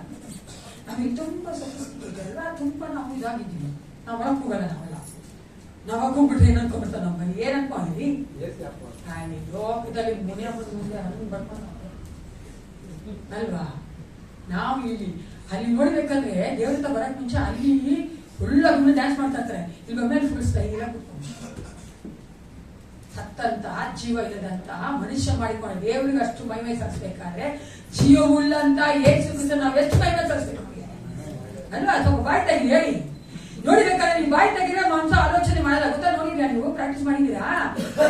ಅದು ಚಿಂತೆ ಬಂದ್ರೆ ನೋವು ಬಂದ್ರೆ ಅಥವಾ ಏನ್ ಆಲೋಚನೆ ಬಂದ ತಕ್ಷಣ ಬಾಯಿ ತೆಗಿಯು. ಎಸಪ್ಪ ಸ್ತೋತ್ರ, ಎಸಪ್ಪ ಹಾಡಿ ಆಲೋಚನೆ ನೋಡ್ಬೇಕು. ಅವು ಮನ್ಸಿಗೆಲ್ಲ ಆಲೋಚನೆ ಅವ್ರಿಗೆ ಹೋಗ್ಬಿಡ್ತಾರೆ. ಮನ್ಸು ಎರಡು ಮಾಡಕ್ಕಾಗಲ್ಲ. ಬಾಯಿ ತೆಗಿಬಿಟ್ರೆ ಮೈಂಡು ಯೋಚನೆ ಮಾಡಲ್ಲ. ಅದು ಪ್ರಾಕ್ಟೀಸ್ ಮಾಡ್ಕೊಳ್ಳಿ. ಅದಕ್ಕೆ ನೀವು ಬಾಯಿ ತೆಗಿತಾ ಇರೋದು. ನೀವು ಬಾಯಿ ತೆಗಿ ಬಾಯಿ ಇಟ್ಕೊಂಡಿದ್ರೆ ಅದೇ ಯೋಚನೆ ಓಡ್ತಾ ಇರುತ್ತೆ, ಓಡ್ತಾ ಇರುತ್ತೆ, ಓಡ್ತಾ ಇರುತ್ತೆ, ಓಡ್ತಾ ಇರುತ್ತೆ. ಕೋತಿ ತರ ಒಂದು ಸ್ಟಾರ್ಟ್ ಆಗಿ ಇಲ್ಲಿ ಎಲ್ಲೋ ಹೋಗ್ಬಿಟ್ಟಿರುತ್ತೆ. ಅದು ಆಗೋದೇ ಇಲ್ಲ, ಅಲ್ಲೆಲ್ಲ ಹೋಗ್ಬಿಡುತ್ತೆ. ಯಾಕೆ ಬಾಯಿ ತೆಗಿ ಮಾತಾಡ್ಬೇಕು ದೇವ್ರ ಹತ್ರ. ಅದು ಅಭ್ಯಾಸ ಮಾಡ್ಕೋಬೇಕು. ಇಷ್ಟು ಮಾತಾಡಿದ್ದೀನಿ. ನೆಕ್ಸ್ಟ್ ಟೈಮ್ ಹೇಳಿದಾಗ ಬಾಯಿ ತೆಗ್ದಿಲ್ಲ. ಮೂರನೇದು ದೇವರ ವಾಕ್ಯ ಅಂದ್ರೆ ಒಂದೇದಾಗಿ ನಾವೇನ್ ನೋಡ್ತೀವಿ? ದೇವರ ಶಕ್ತಿ. ಎರಡನೇದಾಗಿ ಯೇಸು ಕ್ರಿಸ್ತನು. ಮೂರನೇದಾಗಿ ಅಪೊಸ್ತಲರ ಕೃತ್ಯ 8:12. Book of acts chapter 8 verse 8-12. Acts 8:12. ಅಪೊಸ್ತಲರ ಕೃತ್ಯ 8:12. ಆದರೆ ಫಿಲಿಪ್ಪನು ದೇವರ ರಾಜ್ಯದ ವಿಷಯದಲ್ಲಿಯೂ ಯೇಸು ಕ್ರಿಸ್ತನ ಹೆಸರಿನ ವಿಷಯದಲ್ಲಿಯೂ ಶುಭವರ್ತಮಾನವನ್ನು ಸಾರಲು ಗಂಡಸರು ಹೆಂಗಸರು ನಂಬಿ ದೀಕ್ಷಾ ಸ್ನಾನ ಮಾಡಿಸಿಕೊಂಡರು. ಯೇಸು ಕ್ರಿಸ್ತನ ವಿಷಯದಲ್ಲಿಯೂ ದೇವರ ರಾಜ್ಯದ ವಿಷಯದಲ್ಲಿಯೂ ಇರುವ ಶುಭ ವರ್ತಮಾನವನ್ನು, good news of the Kingdom of god. ದೇವರ ವಾಕ್ಯ ಅಂತ ಹೇಳ್ಬೇಕಾದ್ರೆ ಯೇಸು ಕ್ರಿಸ್ತನ ಕುರಿತಾಗಿ ದೇವರ ರಾಜ್ಯದ ಕುರಿತಾಗಿರುವಂತಹ ಶುಭ ವರ್ತಮಾನ ಅಥವಾ ಸುವಾರ್ತೆ. ದೇವರ ವಾಕ್ಯ ಅಂದ್ರೆ ಸುವಾರ್ತೆಯೂ ಸಹ ಆಗಿದೆ. ಅದನ್ನೇ ನಾವು ಲೂಕ 8:1-15 ಓದಿ ನೋಡುವುದಾದ್ರೆ ಅಲ್ಲೊಂದು ಪ್ಯಾರಬಲ್ ಇದೆ, ಅಲ್ಲೊಂದು ಸಾಮ್ಯವಿದೆ. ಅಲ್ಲಿ ಯೇಸು ಕ್ರಿಸ್ತನು ಬಿತ್ತುವವನ ಸಾಮ್ಯ ಹೇಳ್ತಾರೆ. ಆ ವಾಕ್ಯ ಏನಾಗಿದೆ ಅಂತೆ? ದೇವರ ವಾಕ್ಯವಾಗಿದೆ. ಅದನ್ನೇ ನಾವು ಅಲ್ಲಿ ನೋಡ್ತೇವೆ. ಓಕೆನಾ? ಮೊದಲನೇದಾಗಿ ಏನ್ ನೋಡ್ರಿ? ದೇವರ ವಾಕ್ಯ ಅಂದ್ರೆ ದೇವರ ಶಕ್ತಿ. ಎರಡನೇದಾಗಿ ಯೇಸು ಕ್ರಿಸ್ತನು. ಮೂರನೇದಾಗಿ ಅದು ದೇವರ ರಾಜ್ಯದ ಕುರಿತಾಗಿರುವಂತಹ ಸುವಾರ್ತೆ, ಶುಭ ವರ್ತಮಾನವಾಗಿದೆ. ನಾಲ್ಕನೇದಾಗಿ ಯೆರೆಮೀಯ 30:1-2. ಜೆರೆಮಯ 30 verses 1 and 2. ಯೆಹೋವನು ಯೆರೆಮೀಯನಿಗೆ ಈ ಮಾತನ್ನು ದಯಪಾಲಿಸಿದನು. ಇಸ್ರಾಯೇಲರ ದೇವರಾದ ಯೆಹೋವನು ಇಂತೆನ್ನುತ್ತಾನೆ, ನಾನು ನಿನಗೆ ಹೇಳಿರುವ ಮಾತುಗಳನ್ನೆಲ್ಲ ಗ್ರಂಥವಾಗಿ ಬರೆ. ಇದನ್ನೇ ನಾವು ನಾಲ್ಕನೇದಾಗಿ ನೋಡ್ತೀವಿ. ದೇವರ ವಾಕ್ಯ ಅಂದ್ರೆ ಸತ್ಯವೇದ. Bible is the word of god. ಅಲ್ಲಿ ಗ್ರಂಥವಾಗಿ ಬರೆದಂತಹ ವಾಕ್ಯಗಳಿರುವಂತಹ ಒಂದು ಪುಸ್ತಕನೇ ನಾವು ಬೈಬಲ್ ಅಂತ ಸತ್ಯವೇದ ಅಂತ ನೋಡ್ತೀವಿ. ದೇವರ ವಾಕ್ಯ ಅಂದ ತಕ್ಷಣ ಸತ್ಯವೇದದಲ್ಲಿ 4 ಪದಗಳು ತೆಗೆಸಲ್ಪಟ್ಟಿದೆ. ದೇವರ ಶಕ್ತಿ, ಯೇಸು ಕ್ರಿಸ್ತನು, ದೇವರ ಕುರಿತಾಗಿರುವಂತಹ ಸುವಾರ್ತೆ, ಶುಭ ವರ್ತಮಾನ. ನಾಲ್ಕನೇದಾಗಿ ಅದೇನಾಗಿದೆ? ಬೈಬಲ್ ಆಗಿದೆ. ವಾಕ್ಯಗಳು ಬರೆಯಲ್ಪಟ್ಟಂತಹ ಪುಸ್ತಕವಾಗಿದೆ. ಎಷ್ಟು ಜನ ನಾವು ಇಲ್ಲಿ ಈ ಸತ್ಯವೇದನ ಪ್ರೀತಿ ಮಾಡ್ತೀವಿ? ಎಷ್ಟು ಜನ ಪ್ರೀತಿ ಮಾಡ್ತೀವಿ? ಮಾಡ್ತೀರಾ ಪ್ರೀತಿ? ಎಷ್ಟು ಪ್ರೀತಿ ಮಾಡ್ತೀರಾ ಅಂತ ನಾನು ಕೇಳಿದ್ರೆ ಜಪಾನವಾಗಿ ಇಟ್ಕೊಂಡಿದ್ದೀವಿ. ಆ ಮಿಸ್ ನನ್ಗೆ ಸಿಸ್ಟರ್ ಅದೇ ಪ್ರೀತಿ ಮಾಡಿ ಜಪಾನ ಇರ್ತೀವಿ ನಾವು. ನೀವು ನೋಡಿದ್ರಾ? ತುಂಬಾ ಚೆನ್ನಾಗಿದ್ರೆ ಅದನ್ನ ದಿನ ಯೂಸ್ ಮಾಡೋಣ ಅಂತ ಸ್ವಲ್ಪ ಆಗ್ತಿದೆ. ಏನ್ ಮಾಡ್ತೀವಿ? ಇಟ್ಕೊಂಡ್ಬಿಟ್ಟಿರ್ತೀನಿ. ಎಷ್ಟು ವರ್ಷ ಆಗಿರುತ್ತೆ. ನಾನು ಯಾವಾಗ ತೆಗೆದು ಬರ್ತಾ ಇರ್ತೀನಿ. ನಾನು ಇದೆ, ನಾನು ಡ್ರಾಯರ್ ಇದೆ ಅಂತ ತುಂಬಾ ಚೆನ್ನಾಗಿರ್ತಲ್ಲ, ಇಟ್ಕೊಂಡ್ಬಿಟ್ಟಿದ್ದೆ. ಯಾರು ಪ್ರೀತಿಯಿಂದ ಕೊಟ್ಟಿರ್ತಾರ, ಇಟ್ಕೊಂಡ್ಬಿಟ್ಟಿರ್ತೀನಿ. ಇಲ್ಲಿ ನಾವು ನೋಡ್ತೀವಿ. ಅದೇ ತರ ಮನೆಗೆ ನೋಡಿದಿರಾ? ಪಿಂಗಾಣಿ ಗ್ಲಾಸಸ್ ಯಾರ ಹತ್ರ ಇದೆ, ಗ್ಲಾಸ್ ಅದೇ ಕಪ್ಸ್ ಯಾರ ಹತ್ರ ಇದೆ, ಎಲ್ಲ ಇದೇ ಇಟ್ಟಿರ್ತೀವಿ ನಾವು ಶೋಕೇಸ್ ಅಲ್ಲಿ. ಅದು ದಿನ ಯೂಸ್ ಮಾಡೋಣ ನಾವು. ಯಾರಾದ್ರೂ ಒಬ್ಬ ಗಿಫ್ಟ್ ಬಂದ್ರೆ ಅವ್ರಿಗೆ ಅದು ಎತ್ಕೊಂಡು ಹೋಗ್ತೀವಿ. ಹೀಗೆ ಅದು ಚೆನ್ನಾಗಿದೆ. ನಾವು ಸ್ಟೀಲ್ ಗ್ಲಾಸ್ ಕೊಟ್ರೆ ಅದು ಚೆನ್ನಾಗಿಲ್ಲ. ಸ್ಟೀಲ್ ಗ್ಲಾಸ್ ನಾವು ಅವಾಗ ಯೂಸ್ ಮಾಡ್ತೀವಲ್ಲ.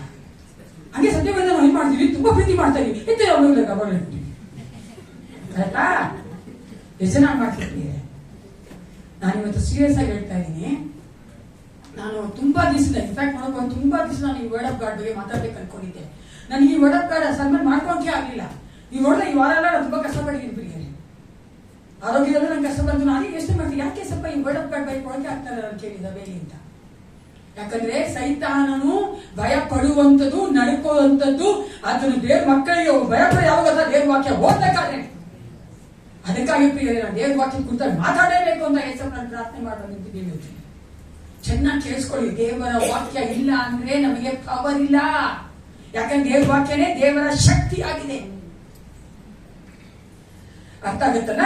ಸತ್ಯವೇದದಲ್ಲಿ ಕೆಲವೊಂದು ಕಾರ್ಯಗಳ ಸತ್ಯವೇದ ಕುರಿತಾಗಿ ಕೆಲವೊಂದು ಕಾರ್ಯಗಳನ್ನ ಹೇಳಕ್ಕೆ ಇಷ್ಟಪಡ್ತೀನಿ. The Bible has 35,66,480 letters. ಇದು ಅಕ್ಷರಗಳು ಅಂತ ಹೇಳ್ತೀವಲ್ಲ, ಅದು 35,66,480 ಅಕ್ಷರಗಳಿವೆ. 8,10,60,677 ವರ್ಡ್ಸ್ಗಳಿವೆ, ಪದಗಳಿವೆ.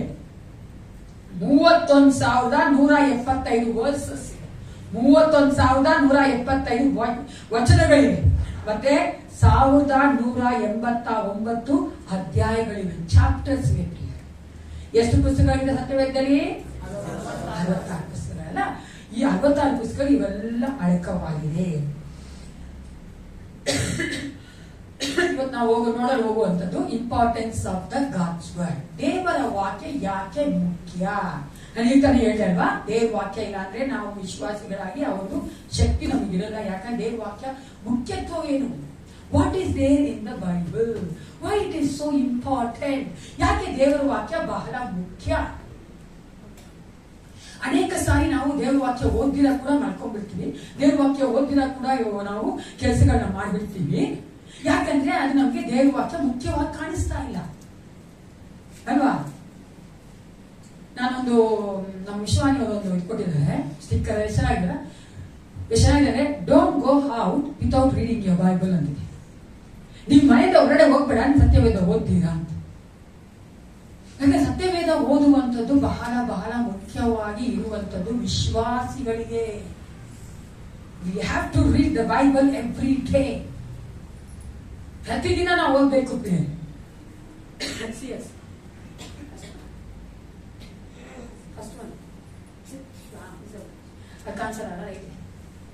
ಅಲ್ಲೇನ್ ಬಂತು? ಯಾಕೆ ನಾನು ಅನ್ಕೊಂಡೆ ಬರೀ ವಾಕ್ಯ ಕೊಡ್ಬೇಕಂತ ನಾನು ಇದು ಮಾಡ್ಬೇಕಂತಿದ್ದೆ, ರಿಪೀಟ್ ಮಾಡ್ಬೇಕಂತ ಯೋಚನೆ ಇರಲಿಲ್ಲ. ಕೊನೆಯಲ್ಲಿ ಬಂತು. ಯಾಕಂದ್ರೆ ನೋಡಿದ್ರೆ ಮರ್ತೋಗಲ್ಲ ಅಂತ. ಈಗ ನೋಡ್ತಾ ಇರ್ಲಿ, ಬೈಬಲ್ ಬೈಬಲ್ ಬೈಬಲ್ ನೋಡ್ಲಿ ಅಂತ ಹಾಕ್ತೀನಿ. ಓಕೆನಾ? ನಾವು ದಿವ್ಯಜ್ಯೋತಿ ಸಭೆ ಸತ್ಯವೇದದ ವಾಕ್ಯದ ಮೇಲೆ ಆಧಾರವಾಗಿರುವಂತಹ ಮಕ್ಕಳು ಅಂತ ಗೊತ್ತಾಗಿದೆ. ಹಾಲೆಲೂಯಾ. ನಾವು ವಾಕ್ಯಗಳನ್ನ ಬೈಗಾಟ್ ಮಾಡಿಲ್ಲ ಅಂದ್ರೂ ಪರವಾಗಿಲ್ಲ, ವಾಕ್ಯಾನುಸಾರ ನಡೆಯುವಂತ ಮಕ್ಕಳಾಗಿರ್ಬೇಕು. ನಡೆಯುವಂತ ಮಕ್ಕಳಾಗಿರ್ಬೇಕು. ವಾಕ್ಯ ಓದಿರ್ಬೇಕಾಗಿಲ್ಲ, ವಾಕ್ಯ ಗೊತ್ತಿರ್ಬೇಕಲ್ವಾ? ಅದಕ್ಕೋಸ್ಕರನೇ ನಾವು ವಾಕ್ಯದ ಕುರಿತ ನಾವು ಚೆನ್ನಾಗಿ ಅರ್ಥ ಮಾಡ್ಕೊಳ್ಳೋಣ. ಮೊದಲನೇದಾಗಿ ಇಂಪಾರ್ಟೆನ್ಸ್ ಆಫ್ ಗಾಡ್ಸ್ ವರ್ಡ್. ದೇವರ ವಾಕ್ಯದಲ್ಲಿ ವಾಕ್ಯವಿರುವಂತಹ ಮುಖ್ಯತ್ವ ಎಂದು ಮೊದಲನೇದಾಗಿ it's a foundation for faith and salvation. ಈ ದೇವರ ವಾಕ್ಯ ಅನ್ನೋದು ನಮ್ಮ ನಂಬಿಕೆ ಮತ್ತು ರಕ್ಷಣೆ ಇರುವಂತಹ ಒಂದು ಬುನಾದಿ, ಒಂದು ಅಸ್ಥಿವಾರವಾಗಿದೆ ಪ್ರಿಯ. ನಮ್ಮ ನಂಬಿಕೆಗೆ ನಮ್ಮ ರಕ್ಷಣೆಗಿರುವಂತಹ ಒಂದು ಬುನಾದಿ. ರೋಮಾಪುರದವರ ಪತ್ರಿಕೆ 10ನೇ ಅಧ್ಯಾಯದ 14ನೇ ವಚನ ಓದಿ. ಇದೆಲ್ಲರೂ ಗೊತ್ತಿರುವಂತಹ ವಚನನೇ, ಮರ್ತೋಗಿರ್ತಾರೆ. ಓದಿ ಒಂದ್ಸಲಿ. Roman chapter 10:14. ಆದರೆ ತಾವು ಯಾವನನ್ನು ನಂಬಲಿಲ್ಲವೋ ಆತನ ನಾಮವನ್ನು ಹೇಳಿಕೊಳ್ಳುವುದು ಹೇಗೆ? ಮತ್ತು ಆತನ ಸುದ್ದಿ ಕೇಳದಿರುವಲ್ಲಿ ಆತನನ್ನು ನಂಬುವುದು ಹೇಗೆ?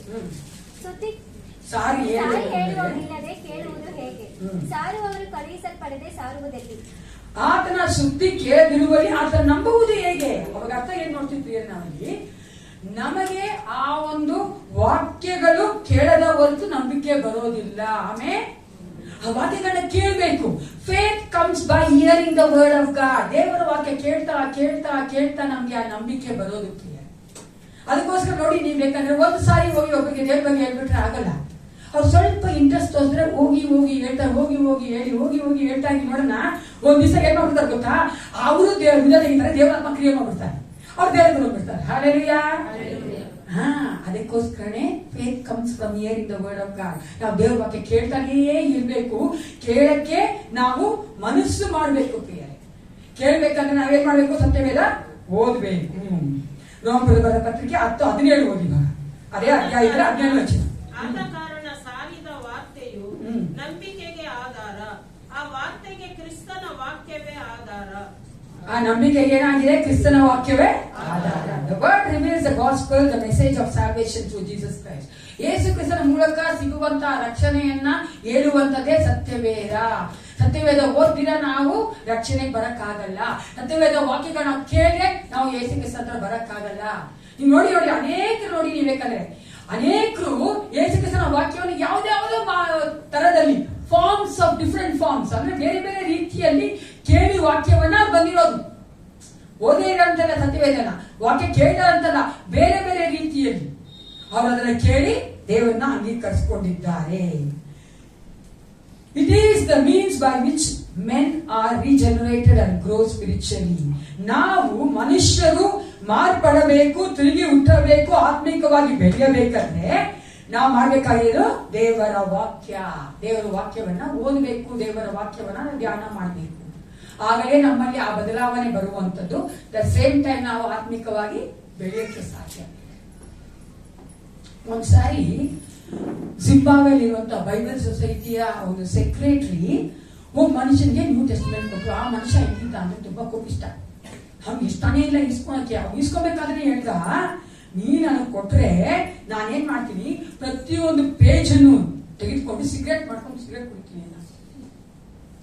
ಅವ್ರು ಹೇಳಿದ್ರು, ಯೋಚನೆ ಮಾಡಿ, ಸರಿ ಫ್ರೆಂಡ್ ನೀನ್ ಕುಡಿ, ಸಿಗರೇಟ್ ಮಾಡ್ಕೊಂಡು ನಾನು ಓದು, ಅದಕ್ಕೆ ಮುಂಚೆ ಒಂದ್ಸತಿ ಓದ್ಬಿಡು ಪ್ಲೀಸ್ ಅಂತ. ಸರಿ ಬಿಡು, ಒಂದ್ಸತಿ ಓದ್ತೀನಿ, ಓದ್ಬಿಟ್ಟು ನಾನು ಕುಡಿ ಸಿಗರೇಟ್ ಮಾಡೋಕೆ ಹೋಗ್ತೀನಿ. ಅದಾಗಿ 15 ವರ್ಷ ಆದ್ಮೇಲೆ ಒಂದ್ಸಾರಿ ಜಿಂಬಾಬ್ವೆಲಿ ಆ ಕನ್ವೆನ್ಷನ್ ನಡೆದಾಗ ಈ ವ್ಯಕ್ತಿಯನ್ನ ಸೆಕ್ರೆಟರಿ ನೋಡಿದ್ರು. ಆ ವ್ಯಕ್ತಿ ಏನಾಗಿದ್ರಂದ್ರೆ ರಕ್ಷಣೆಗೆ ಬಂದು ಫುಲ್ ಟೈಮ್ ಮಿನಿಸ್ಟರ್ ಆಗಿದ್ರು, ಇವಾಂಜಲಿಸ್ಟ್ ಆಗಿದ್ರು. ಆ ಒಂದು ಮನುಷ್ಯ ಏನ್ ಮಾಡ್ದ, ಆಗಿದ್ದಂತ ಆಡಿಯನ್ಸ್ ಆಗಿದ್ರಂತ ಜನಗಳಿಗೆಲ್ಲ ಹೇಳ್ತಾ ಇದ್ರು. ನಾನು ಇಂಗ್ಲಿಷ್ ಹೋಗ್ತೀನಿ, ತುಂಬಾ ಚೆನ್ನಾಗಿದೆ. I smoke Matthew, I smoke Mark, I smoke Luke, but when I got to John 3:16 ನಾನು ಮತ್ತಾಯನ ಸ್ಮೋಕ್ ಮಾಡ್ಬಿಟ್ಟೆ, ಲೂಕ್ನ ಸ್ಮೋಕ್ ಮಾಡಿದೆ, ಮಾರ್ಕನ್ ಸ್ಮೋಕ್ ಮಾಡಿದೆ. ಆದ್ರೆ ಯೋಹಾನ 3:14 ಬಂದಾಗ ನನ್ನ ಕೈಲಿ ಆಗ್ಲಿಲ್ಲ, ನಾನು ಯೇಸು ಕ್ರಿಸ್ತನ ಅಂಗೀಕರಿಸಿಕೊಂಡೆ. There is a power in the word of God which is written in this Bible, ಅಲ್ವಾ? ಸತ್ಯವೇದ ಬರೆಯಲ್ಪಟ್ಟಂತಹ ದೇವರ ವಾಕ್ಯಕ್ಕೆ ಬಲ ಉಂಟು. ಅದಕ್ಕೆ ನಾನು ಯಾವಾಗಲೂ ಹೇಳೋದು, ಎಲ್ಲಾ ಸೇವಕರು ಹೇಳೋದು, ಸತ್ಯವೇದ ಓದ್ಲಿ, ಸತ್ಯವೇದ ಓದ್ಲಿ ಅಂತ. ಅರ್ಥ ಆಗುತ್ತಲ್ಲ? ಸತ್ಯವೇದ ಓದ್ದೆ ಹೊರತು ನಾವು ನಂಬಿಕೆಗೆ ಬರಕ್ಕಾಗಲ್ಲ, ರಕ್ಷಣೆಯನ್ನು ಇರಕ್ಕಾಗಲ್ಲ. ಎರಡನೇದಾಗಿ ಮೊದಲು ನಾನು ಹೇಳಿದೆ importance of the God's word. ದೇವರ ವಾಕ್ಯಕ್ಕೆ ಇರುವಂತಹ ಮುಖ್ಯತ್ವ ಮೊದಲು ಏನು? ಅದು ನಮ್ಮ ನಂಬಿಕೆಗೆ ಮತ್ತು ರಕ್ಷಣೆಗೆ ಒಂದು ಬುನಾದಿಯಾಗಿ ಅಸ್ತಿವಾರವಾಗಿದೆ. ಎರಡನೇದಾಗಿ it's A guidance and direction. ಅದು ನಮಗೆ ಒಂದು ಮಾರ್ಗದರ್ಶನ ಕೊಡುವಂಥದ್ದು, ಗೈಡ್ ಮಾಡುವಂಥದ್ದು ಆಗಿದೆ ಪ್ರಿಯ. ಅದಕ್ಕೆ ಕೀರ್ತನೆಗಾರ 119, 105 ಗೊತ್ತಿರುವಂತ ವಚನ ಏನು? ಎಷ್ಟು ಚೆನ್ನಾಗಿ ಕೀರ್ತನೆಗಾರ ಹೇಳ್ತಾನೆ, ನಿನ್ನ ವಾಕ್ಯವು ನನ್ನ ಕಾಲಿಗೆ ದೀಪವು, ನನ್ನ ದಾರಿಗೆ ಬೆಳಕು ಆಗಿದೆ. ಕಾಲಿಗೆ ದೀಪ ಆಗಿದೆ ಅಂದ್ರೆ ನಾನು ನಿಂತ್ಕೊಂಡ್ರೆ ಇಲ್ಲಿ ಕಾಲಿಗೆ ಬೆಳಕು ಬರ್ತಾ ಇಲ್ವಾ? ದೀಪ ಆಗಿ ತಾನೆ, ಒಂದು ಹೆಜ್ಜೆ ಮುಂದೆ ಇಟ್ರೆ ಅಲ್ಲಿ ಬರ್ತದೆ ಬೆಳಕು, ಬರ್ತಾ ಇಲ್ವಾ? ಅದಕ್ಕೆ ದಾರಿಗೆ ಬೆಳಕಾಗಿದೆ ಅನ್ನೋದು. ಆ ವಾಕ್ಯ ಅನ್ನೋದು ನನ್ನ ಹೃದಯದಲ್ಲಿ ಇದ್ರೆ, ನನ್ನ ಮನಸ್ಸಿನಲ್ಲಿ ಇದ್ರೆ, ಅದು ನನ್ನ ಏನಂಗೆ ನಡೆಸುತ್ತೆ? ನನ್ನ ದಾರಿಗೆ ಒಂದು ಬೆಳಕಾಗಿ ನಡೆಸುತ್ತೆ. ನಾನು ಇರುವಂತ ಪ್ರತಿಯೊಂದು ಮಾರ್ಗದಲ್ಲಿಯೂ ನನಗೆ ಮಾರ್ಗದರ್ಶನ ಮಾಡಿದೆ, ಹೆಜ್ಜೆಯಲ್ಲಿಯೂ ಮಾರ್ಗದರ್ಶನ ಮಾಡ್ತದೆ.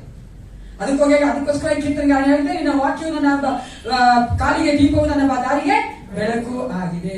ವಿಶ್ವಾಸಿಗೆ ಇದು ಬಹಳ ಮುಖ್ಯವಾಗಿ ಬೇಕಾಗಿರುವಂತದ್ದು. ಬೇರೆ ಯಾವುದು ನಮ್ಮ ಮಾರ್ಗದರ್ಶನ ಮಾಡಬಾರ್ದು, ಬೇರೆ ಯಾವುದು ನಮ್ಮನ್ನ ಗೈಡ್ ಮಾಡಬಾರ್ದು. ದೇವರ ವಾಕ್ಯನೇ ನನ್ನ ಗೈಡ್ ಮಾಡಬೇಕು, ದೇವರ ವಾಕ್ಯನೇ ನನ್ನ ಮಾರ್ಗದರ್ಶನ ಮಾಡಬೇಕು. ಅನೇಕರು ನೋಡಿ ಲೋಕದಲ್ಲಿ ಕೆಲವೊಂದು ಕಾರ್ಯಗಳು ಇಟ್ಕೊಂಡಿರ್ತಾರೆ, ಕೆಲವೊಂದು ಪ್ರಿನ್ಸಿಪಲ್ಸ್ ಇಟ್ಕೊಂಡಿರ್ತಾರೆ. ಅವ್ರು ಅದಕ್ಕೆ ಹೋಗೋದು. ನೀವು ನೋಡ್ಬೇಕಂದ್ರೆ ಅವ್ರಿಗೆ ಏನೇ ಬಂದ್ರು ಕೂಡ ಅವ್ರು ಅಲ್ಲಿಗೆ ಹೋಗೋದು. ಯಾಕಂದ್ರೆ ಅವ್ರನ್ನ ಇಟ್ಕೊಂಡಿದ್ದಾರೆ, ಅವ್ರ ಪ್ರಕಾರ ಅದು ಸರಿ, ಅದ್ ಪ್ರಕಾರ ಸತ್ಯ, ಅದೇ ಅವ್ರ ಮಾರ್ಗದರ್ಶನ ಮಾಡೋದು. ಎಷ್ಟು ಹೆಚ್ಚಾಗಿ ಅವ್ರು ನಂಬ್ತಾರಲ್ವಾ? ನಾನು ಏಸಪ್ಪನ ಮಗನಾಗಿ ಸತ್ಯ ದೇವರು, ನಿಜ ದೇವರನ್ನ ಆರಾಧನೆ ಮಾಡುವಂತ ನಾನು, ದೇವ್ರ ವಾಕ್ಯ ನಮ್ಗೆ ಏನಾಗಿರ್ಬೇಕು? ಕಾಲಿಗೆ ದೀಪವಾಗಿ, ಮಾರ್ಗಕ್ಕೆ ಬೆಳಕಾಗಿರ್ಬೇಕು. ಎರಡನೇದಾಗಿ ಗೈಡೆನ್ಸ್ ಮತ್ತೆ ಡೈರೆಕ್ಷನ್ ಅಲ್ಲಿ ನಮ್ಗೆ ಕೊಡುವಂತಹ ಗೈಡ್ ಮಾಡ್ತಾರೆ ನಮ್ಮನ್ನ, ಮತ್ತೆ ನಮ್ಮ ಮಾರ್ಗದರ್ಶನ ಮಾಡೋದ್ರಲ್ಲಿ ಅದೇನ್ ಕೊಡ್ತದೆ ನಮ್ಗೆ ಅಂದ್ರೆ, ನಮ್ಮ ಜೀವನದಲ್ಲಿ ಪ್ರಿಯರೇ ಅನೇಕ ಸಾರಿ ನಮ್ಗೆ ಮಾರ್ಗ ಗೊತ್ತೇ ಆಗೋದಿಲ್ಲ. ನೋಡಿದ್ದೀರಾ, ಅನ್ಭವಿಸಿದ್ದೀರಾ? ಏನ್ ಮಾಡ್ಬೇಕು ಅಂತ ಗೊತ್ತಾಗಲ್ಲ. ಕೆಲವು ವಿಷಯ ನಾನು ಡಿಸಿಷನ್ ತಗೊಂಡೇ ಆಗಲ್ಲ. ಏನ್ ಮಾಡ್ಬೇಕಲ್ಲ ಅರ್ಥ ಆಗ್ತಿಲ್ಲ ನಮ್ಗೆ. ತುಂಬಾ ಯೋಚನೆ ಆಗ್ಬಿಡ್ತಾರೆ. ಅದ್ ಮಾಡೋದ ಫುಲ್ ಕನ್ಫ್ಯೂಷನ್. ತುಂಬಾ ಆಯ್ಕೆಗಳು ನಮ್ಮ ಮುಂದೆ ಬಂದ್ಬಿಡ್ತಾರೆ. ಕೆಲವು ಲಾಟ್ ಆಫ್ ಚಾಯ್ಸಸ್ ಇರುತ್ತೆ. ಎಷ್ಟೋ ಆಯ್ಕೆಗಳಿದೆ ನಮ್ಗೆ.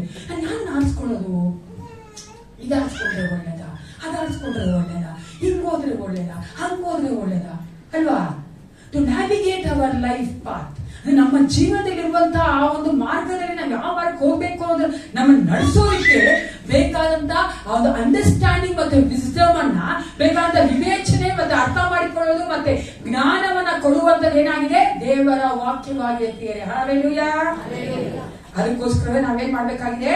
ದೇವರ ವಾಕ್ಯವನ್ನ ಓದಬೇಕು, ದೇವರ ವಾಕ್ಯನ ಅರ್ಥ ಮಾಡ್ಕೋಬೇಕು. ಒಂದ್ಸರಿ ಫೈನಲ್ ಒಬ್ಬ ಅವಾಗಿನ ಕಾಲ, ಈಗಿನ ಕಾಲ ಅಲ್ಲ, ಇವಾಗ ರೋಮನ್ ಕ್ಯಾಥಲಿಕ್ ಮಾಡ್ತಾ ಇಲ್ಲ. ಆಗಿನ ಕಾಲ ರೋಮನ್ ಕ್ಯಾಥಲಿಕ್ ಅಲ್ಲಿ ಒಬ್ಬ ಪ್ರೀಸ್ಟ್ ಏನ್ ಮಾಡ್ತಾರಂತೆ, ಒಬ್ಬ ಯವನಸ್ಥ ಹುಡುಗಿ ಮತ್ತೆ ಅವ್ರ ಸಹೋದರ ಬೈಬಲ್ ಇಟ್ಕೊಂಡು ನೋಡಿದ್ರಂತೆ. ಅದಕ್ಕೆ ಅವ್ರು ನೋಡಿ ಅವ್ರಿಗೆ ಕೇಳಿದ್ರಂತೆ, ಮಾಡ್ಕೊಂಡಾರ ಬಂತು. ಅವ್ರು ಹೇಳಿದ್ರಂತೆ, why are you reading this bad book ಅಂದ್ರಂತೆ. ಯಾಕೆ ನೀನು ಈ ಒಂದು ಕೆಟ್ಟ ಪುಸ್ತಕ ಓದ್ತಾ ಇದೀಯಾ ಅಂದ್ರೆ ಆ ಹುಡುಗಿ ಹೇಳಿದ್ರಂತೆ, ಮಿಸ್ಟರ್ ಪ್ರೀಸ್ಟ್, ಪಾದ್ರಿಯವರೇ, ನಮ್ಮ ಅಣ್ಣ ತುಂಬಾ ಕೆಟ್ಟವನಾಗಿದ್ದ, ಕೆಲಸ ಮಾಡ್ತಾ ಇರಲಿಲ್ಲ, ಕುಡಿತಾ ಇದ್ದ, ಇಸ್ಬಿಟ್ ಆಡ್ತಾ ಇದ್ದ, ಗ್ಯಾಂಬ್ಲಿಂಗ್ ಎಲ್ಲ ಮಾಡಿ ಕೆಟ್ಟ ಅಭ್ಯಾಸ ಇತ್ತು. ಅದಕ್ಕಿಂತ ಹೆಚ್ಚಾಗಿ ಮನೆಗೆ ಬಂದ್ರೆ ಮನೆಯಲ್ಲಿ ಕೆಟ್ಟ ಮಾತಾಡ್ತಾ ಇದ್ದ, ನಮ್ಮ ಮನೆಯಲ್ಲಿ ಇರಕ್ಕಾಗ್ತಾ ಇಲ್ಲ ಮನೆಯಲ್ಲಿ. ಆದ್ರೆ ಈ ಸತ್ಯವೇದ ಓದಿದ್ಮೇಲೆ ಈಗ ಆತನು ಕೆಲ್ಸಕ್ಕೆ ಹೋಗ್ತಾನೆ, ದುಡಿತಾನೆ, ಕಾರ್ಡ್ಸ್ ಆಡ್ತಾ ಇಲ್ಲ, ಕುಡಿತಾ ಇಲ್ಲ.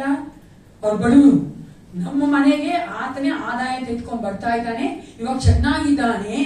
ಹಂಗಂದ್ರೆ ಏನ್ ಪಾದ್ರಿ, ಕೆಟ್ಟ ಪುಸ್ತಕ ಒಳ್ಳೆ ಫ್ರೂಟ್ ಕೊಡತ್ತಾ ಅಂತ ಕೇಳ್ದಂತೆ ಅವ್ರಿಗೆ. ಹಲ್ಲೆಲೂಯಾ.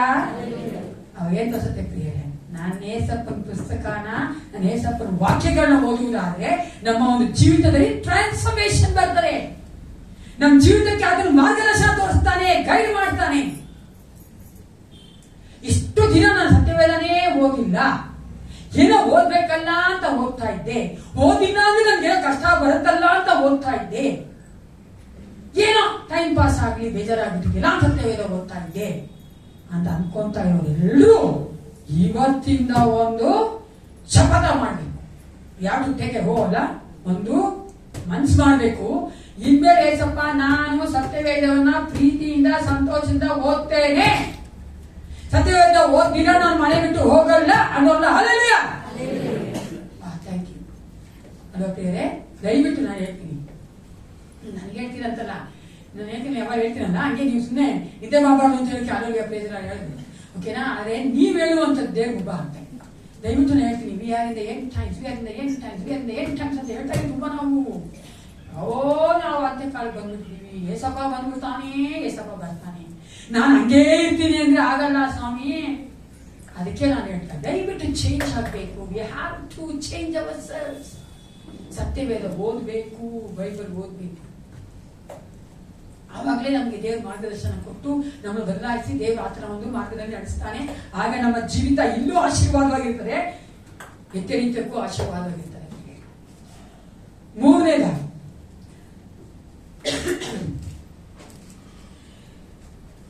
ಅದು ವೆರಿ ನಮ್ಮ ಒಂದು ನಂಬಿಕೆಗೆ ಮತ್ತೆ ರಕ್ಷಣೆಗೆ ಅದು ನಡೆಸೋದು ಮಾತ್ರ ಅಲ್ಲ, ನಮಗೆ ಗೈಡ್ ಮಾಡಿ ನಮಗೆ ಮಾರ್ಗದರ್ಶನ ಕೊಡೋದು ಮಾತ್ರವಲ್ಲ, ಅದು ನಮಗೆ ಮಾಡುವಂಥದ್ದು ಸ್ಪಿರಿಚುವಲ್ ಗ್ರೋತ್ ಅಂಡ್ ನರಿಶ್ಮೆಂಟ್.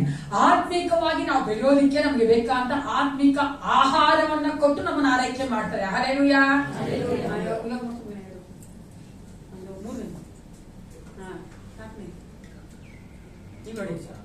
ಇಲ್ಲಿಂದ ನೋಡ್ಕೊಂಡ್ ಬನ್ನಿ, ಓಕೆನಾ? ಯಾರೋ ಮನುಷ್ಯ ಕುತ್ಕೊಂಡು ಓದ್ತಾರೆ, ಮುಂದೆ ಸ್ವಲ್ಪ ಸ್ವಲ್ಪ ಸ್ಲೋ ಹೋಗಿ ಮೆತ್ತಿಗೆ ಹೋಗು, ಮೆತ್ತಿಗೆ ಹಾಕೊಂಡು ಓದ್ಬೇಡ, ಹಿಂದೆ ಹಿಂದೆ ಹೋಗ್ಬೇಕು. ಹಿಂದೆ ಅಂದ್ರೆ ಮುಂದೆ ಏನೇನು ಹೇಳಿದ್ದೀನಿ ನಾನು. ಸಿಎಸ್ ನನ್ನ ನೋಡ್ತಾ ಇರೋದು ಬರ್ಕೊಂಡು ಕೂತ್ಕೊಂಡು ಸತ್ಯವೇದನಾ, ಸತ್ಯವೇದ ಕ್ರಿಸ್ತ ಇದ್ದಾನಾ, ಸತ್ಯವೇದ ಓದ್ತಾ ಇದಾರೆ, ಮನುಷ್ಯ ಸತ್ಯವೇದ ಓದ್ತಾ ಇದಾರೆ. ನೆಕ್ಸ್ಟ್ ನೋಡಿ, ಮನುಷ್ಯ ಸತ್ಯವೇದ ಓದ್ತಾನೆ. ನೆಕ್ಸ್ಟ್ ನೋಡಿ, ಒಬ್ಬ ಸಹೋದರಿ ಸತ್ಯವೇದ ಓದ್ತಾನೆ. ನೆಕ್ಸ್ಟ್ ಒಬ್ಬ ಮಗಳು ಚಿಕ್ಕ ಹುಡುಗಿ ಸತ್ಯವೇದ ಓದ್ತಾರೆ. ನೆಕ್ಸ್ಟ್ ಮನೆಯಲ್ಲಿ ಎಲ್ಲರೂ ಕೂತು ಸತ್ಯವೇದ ಓದ್ತಾರೆ. ಹಾಲೆಲೂಯಾ. ಎಲ್ಲರೂ ಆತ್ಮಿಕವಾಗಿ ಬಲಗೊಳ್ಬೇಕಂದ್ರೆ ಸತ್ಯವೇದ ಓದೋದನ್ನ ಪ್ರಾಕ್ಟೀಸ್ ಮಾಡಿಸ್ಬೇಕು. ಇಲ್ಲ ಅಂದ್ರೆ ಕಷ್ಟಪಟ್ಟು ನಾವು ಎಕ್ಸಾಂಪಲ್ ಹೇಳ್ತೀನಿ. ಮನೆ ಯಜಮಾನ ಆಗಲಿ ಅಪ್ಪ ಅಮ್ಮ ಇಲ್ಲಿ ಮಕ್ಕಳು ಇದಾರಲ್ವ, ಅಪ್ಪ ಅಮ್ಮ ಚೆನ್ನಾಗಿ ಸತ್ಯವೇದ ಓದ್ಕೊಂಡು ಬಲವಾಗಿರ್ತಾರೆ. ಸರಿನಾ? ಮಕ್ಕಳು ದೊಡ್ಡವರಾಗಿದ್ದಾರೆ, ಯವನಸ್ಥರಾಗಿದ್ದಾರೆ, ಅವರ ಸತ್ಯವೇದ ಓದಿಸೋ ಒಂದು ಪ್ರಾಕ್ಟೀಸೇ ಮಾಡ್ತಿಲ್ಲ ಅಪ್ಪ ಅಮ್ಮ. ಓಕೆನಾ? ಬೇರೆ ಎಲ್ಲ ಕೊಡ್ತಾರೆ ಅಪ್ಪ ಅಮ್ಮ. ನೋಡಿದ್ರೆ ಅವ್ರು ಹತ್ತು ಬಿಡ್ತಾರೋ, ಘಾಟ ಮಾಡ್ತಾರೋ, ಬೇಜಾರು ಮಾಡ್ಕೊತಾರೋ, ನೊಂದ್ಕೊಂಡ್ಬಿಡ್ತಾರೋ ಅಂತ ಕೇಳ್ತಾರೆ, ಇಸ್ಕೊಂಡ್ಬಿಡ್ತೀವಿ ನಾವು. ಆದ್ರೆ ಸತ್ಯವೇದ ಓದಲ್ಲ ನಾವು ಓದಿಸೋಂತ ಅಭ್ಯಾಸ ಮಾಡ್ತಾರೆ. ಇವಾಗ ಈಗ ಸತ್ಯವೇದ ಓದಿ ಬಲವಾಗಿದ್ದಾರೆ. ಸತ್ಯವೇದ ಓದದೇ ಇರೋ ಕಾರಣ, ವಾಕ್ಯ ಅವ್ರು ಇಲ್ಲದೆ ಇರೋ ಕಾರಣ ಅವ್ರು ಬಲಹೀನರಾಗಿದ್ದಾರೆ. ನಾನು ಅದೇ ಹೇಳ್ತಾ ಇದ್ದೀನಿ, ನಾವು ಆತರ ಮಾಡಿದಾಗ ಯಾರು ಕಷ್ಟಪಡೋದು, ನಾವೇ ಕಷ್ಟಪಡೋದು. ಆ ಮಕ್ಕಳಲ್ಲಿ ಏನ್ ಮಾಡ್ತಾನೆ, ಸತ್ಯವೇದ ಓದದೇ ಇರೋ ವಾಕ್ಯ ಇಲ್ಲದೆ ಇರೋ ಅಂತಾನೆ ಯಾರು ಬರೋದು ಗೊತ್ತಾ? ಯಾರು ಬರೋದ್ರಿ? ಎನಿಮಿ ಬರೋದು, ಸೈತಾನ ಬರೋದು. ದೇವ್ರ ವಾಕ್ಯ ಹೇಳ್ತಾರ, ಎಲ್ಲ ನೋಡ್ತಾ ಇರ್ತಾನಂತೆ, ಕ್ಲೀನಾಗಿ ಗುಡಿಸಿ ಇಟ್ಕೊಳ್ಳೋತಾನೆ ಅವ್ನು ಬರೋದು. ಯಾಕೆ ಕ್ಲೀನಾಗಿಲ್ಲ, ಏನಿಲ್ಲ, ದೇವ್ರ ವಾಕ್ಯನೇ ಇಲ್ಲ. ಅದಕ್ಕೆ ಏನ್ ಮಾಡ್ತಾನೆ ಬಂದು ಶೋಧನೆ ಕೊಡ್ತಾನೆ. ಅವಾಗ ಅವ್ರು ಬಿದ್ದೋಗ್ತಾರೆ. ಅವಾಗ ಅಪ್ಪ ಅಮ್ಮ ಕಷ್ಟಪಡ್ತಾರೆ.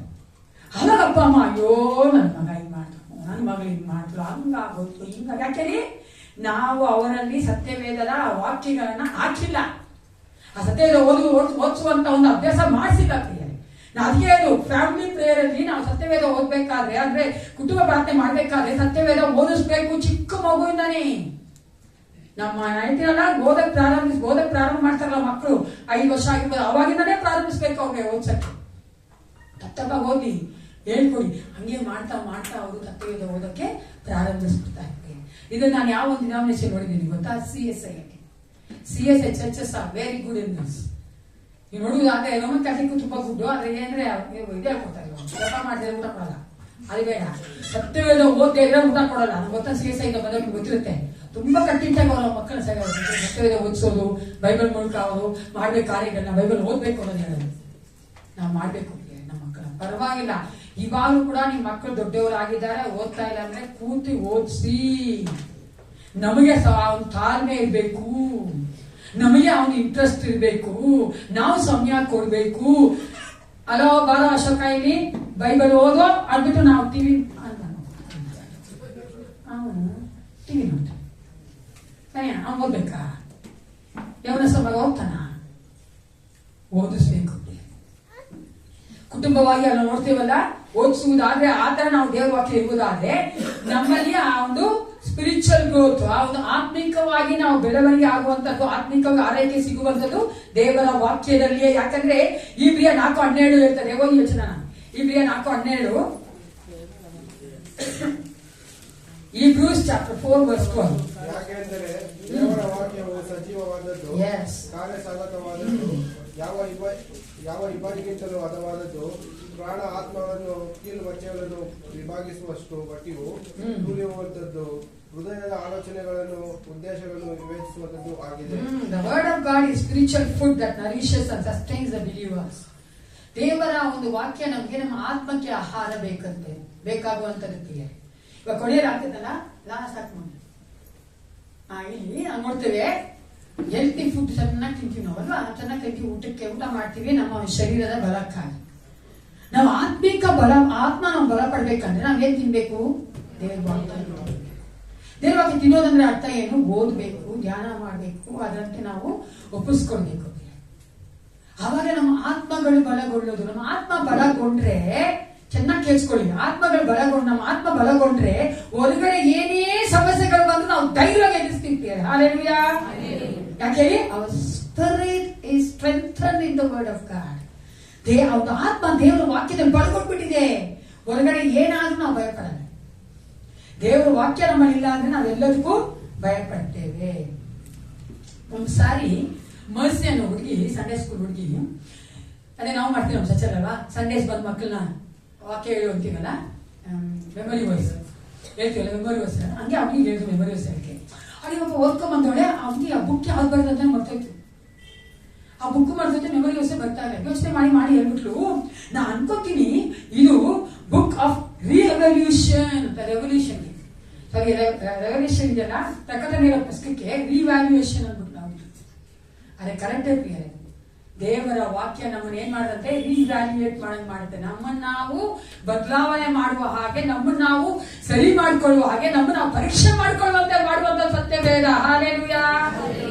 ಅದಕ್ಕೋಸ್ಕರವಾಗಿ ಯಾರು ನಮ್ಮನ್ನ ಪರೀಕ್ಷೆ ಮಾಡೋದು ಬೇಡ. ನಾನು ಯಾವಾಗ್ಲೂ ಹೇಳುವಂತೆ ನಮ್ಮನ್ನ ನಾವು ಪರೀಕ್ಷೆ ಮಾಡ್ಕೋಬೇಕಂದ್ರೆ, ನಾನು ಚೆನ್ನಾಗಿದ್ದೀನ, ಸರಿಯಾಗಿ ಡ್ರೆಸ್ ಹಾಕಿದ್ದೀನ, ತಲೆ ಕೂದಲು ಬಾಚ್ಕೊಂಡಿದ್ದೀನ, ಮುಖ ಚೆನ್ನಾಗಿದೆ ನೋಡ್ಕೋದು ಕನ್ನಡಿ. ಅದೇ ತರ ನನ್ನ ಆತ್ಮ ನಂಗೆ ಸರಿ ಇದೆಯಾ, ನಾನು ಸರಿಯಾಗಿ ನಡೀತಾ ಇದ್ದೀನ ಅನ್ನಕ್ಕೆ ನೋಡ್ಕೋದು ಸತ್ಯವೇದ. ನಾವು ಶಾರೀರಿಕವಾಗಿ ಯಾರೆಲ್ಲ ಜಾಸ್ತಿ ಕಾಡಿ ಮುಂದೆ ನಿಲ್ತಿರೋ ಅಷ್ಟು ಬರ್ದು ಹೋಗ್ಬೇಕು. ಇನ್ನೊಂದು ಕಾಡಿ ಮುಂದೆ ನಿಲ್ಲೋದಿಲ್ಲ, ಜಾಸ್ತಿ ನಿಂತ್ರೆ ಈ ವಾಕ್ಯ ಬರ್ಬೇಕು ನಿಮ್ಮ ಮೈಂಡ್ಗೆ. ಅನಿತಾ ಆಂಟಿ ಹೇಳ್ತಾ ಇದ್ರು, ನಾನು ಗಾಡಿ ಮುಂದೆ ನಿಂತ್ರೆ ವಾಕ್ಯ ಮುಂದೆ ನಿಲ್ಬೇಕು. ಮಾಡ್ಬೇಕಲ್ಲ ಅಲ್ವಾ? ನಾವು ಮೇಲೆ ಮಾತ್ರ ನೋಡ್ತೀವಿ, ನಶ್ವರವಾಗಿ ಅಲಿದು ಹೋಗುವಂತ ಈ ಶರೀರಕ್ಕೆ ನಾವು ತುಂಬಾ ಮುಖ್ಯತ್ವ ಕೊಡ್ತೀವಲ್ಲ, ನಿತ್ಯ ನಿತ್ಯಕ್ಕೂ ಇರುವಂತ ಒಂದು ಆತ್ಮಕ್ಕೆ ಎಷ್ಟು ಕೊಡ್ಬೇಕು ನಾವು ಬೆಲೆ, ಎಷ್ಟು ನಾವು ಅದಕ್ಕೆ ಮುಖ್ಯತ್ವ ಕೊಡ್ಬೇಕು ಬೇರೆ ಗೊತ್ತಲ್ವಾ? ಆತ್ಮ ಯಾವಾಗಲೂ ಸಾಯಲ್ಲ. ಒಂದು ನಿತ್ಯ ನಿತ್ಯವಾಗಿ ನರಕಕ್ಕಿರುತ್ತೆ, ನಿತ್ಯ ನಿತ್ಯವಾಗಿ ಜೀವನದಲ್ಲೇ ಏಸಪ್ಪನೊಟ್ಟಿಗಿರ್ತಾರೆ. ಅವಾಗ ನಿತ್ಯ ನಿತ್ಯವಾಗಿ ಜೀವನದೊಂದಿಗೆ ಏಸಪ್ಪನೊಟ್ಟಿಗೆ ಇರ್ಬೇಕಂದ್ರೆ ನಾನು ಎಷ್ಟು ಅದಕ್ಕೆ ಶ್ರಮೆ ಪಡಬೇಕು, ಆ ಆತ್ಮಕ್ಕೆ ಎಷ್ಟು ನಾವು ಮುಖ್ಯತ್ವ ಕೊಡ್ಬೇಕು, ಅದಕ್ಕೆ ಬೇಕಾದನ್ನ ಫೀಡ್ ಮಾಡಬೇಕು. ಶರೀರ ಊಟಕ್ಕೆ ನೀವು ಚೆನ್ನಾಗಿ ತಿಂದ ಇದ್ರೆ ಏನಾಗ್ತೀವಿ, ತುಂಬಾ ಬೆಳಕಾಗಿ ಹೋಗ್ಬಿಡ್ತೀವಲ್ಲ, ಶಕ್ತಿನೇ ಇರಲ್ಲ, ನಡೆಯಕ್ಕೆ ಶಕ್ತಿ ಇಲ್ಲ, ಅದು ಮಾಡಕ್ ಶಕ್ತಿ ಇಲ್ಲ, ಇದು ಮಾಡಕ್ ಶಕ್ತಿ ಇಲ್ಲ. ಯಾಕೆಂದ್ರೆ ಶರೀರಕ್ಕೆ ನಾವು ಬೇಕಾದ ಆಹಾರ ತಗೊಂಡಿಲ್ಲ. ಹಂಗೆ ನಮ್ಮ ಆತ್ಮ ಬೇಕಾದಂತ ಆಹಾರ ತೆಗೆದುಕೊಳ್ತೇವೆ, ನಮ್ಮ ಆತ್ಮ ಏನಾಗಿದೆ, ಬಡಕಲಾಗುತ್ತೆ. ಹಂಗೆ ಸೋತ್ ಹೋಗ್ಲಿ, ಬಲದಿಂದ ಆಗ್ಬಿಡ್ಲಿ ಕಾಯ್ತಾ ಇರ್ತಾರೋ ಬಾಲಿ ಯಾರು, ನಮ್ಮ ವೈರಿ ಸೈತಾನ. ಅನಿತಾ ಸಿಸ್ಟರ್, ಆತ್ಮದಲ್ಲಿ ಬಲ ಇಲ್ಲ, ಅಟ್ಯಾಕ್ ಆಗುತ್ತೆ ಅಲ್ವಾ? ಅದಕ್ಕೋಸ್ಕರನೇ ಆತ್ಮದಲ್ಲಿ ಬಲ ಬೇಕಂದ್ರೆ ನಾವು ದೇವ್ರ ವಾಕ್ಯನ ಓದ್ಬೇಕು. ನಮ್ಮನ್ನ ನಾವು ಬದಲಾವಣೆ ಮಾಡ್ಕೋದಕ್ಕೋಸ್ಕರವಾಗಿ ಅವ್ನ ದೇವ್ರ ವಾಕ್ಯ ನಮ್ಮಲ್ಲಿ ಒಂದು ಆತ್ಮಿಕ ಆಹಾರವಾಗಿ ಬರುವಂತದ್ದು.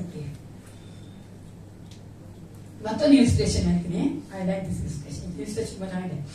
ಯಾಕಂದ್ರೆ ದೇವ್ರ ವಾಕ್ಯ ನಮ್ಮನ್ನ ಏನ್ ಮಾಡ್ತದಂತೆ, ಒಳ್ಳೆ ಕಾರ್ಯಗಳು ಮಾಡಕ್ಕೆ ನಮ್ಮನ್ನ ಪ್ರಿಪೇರ್ ಮಾಡ್ತದೆ, ಸಿದ್ಧತೆ ಮಾಡ್ತದೆ.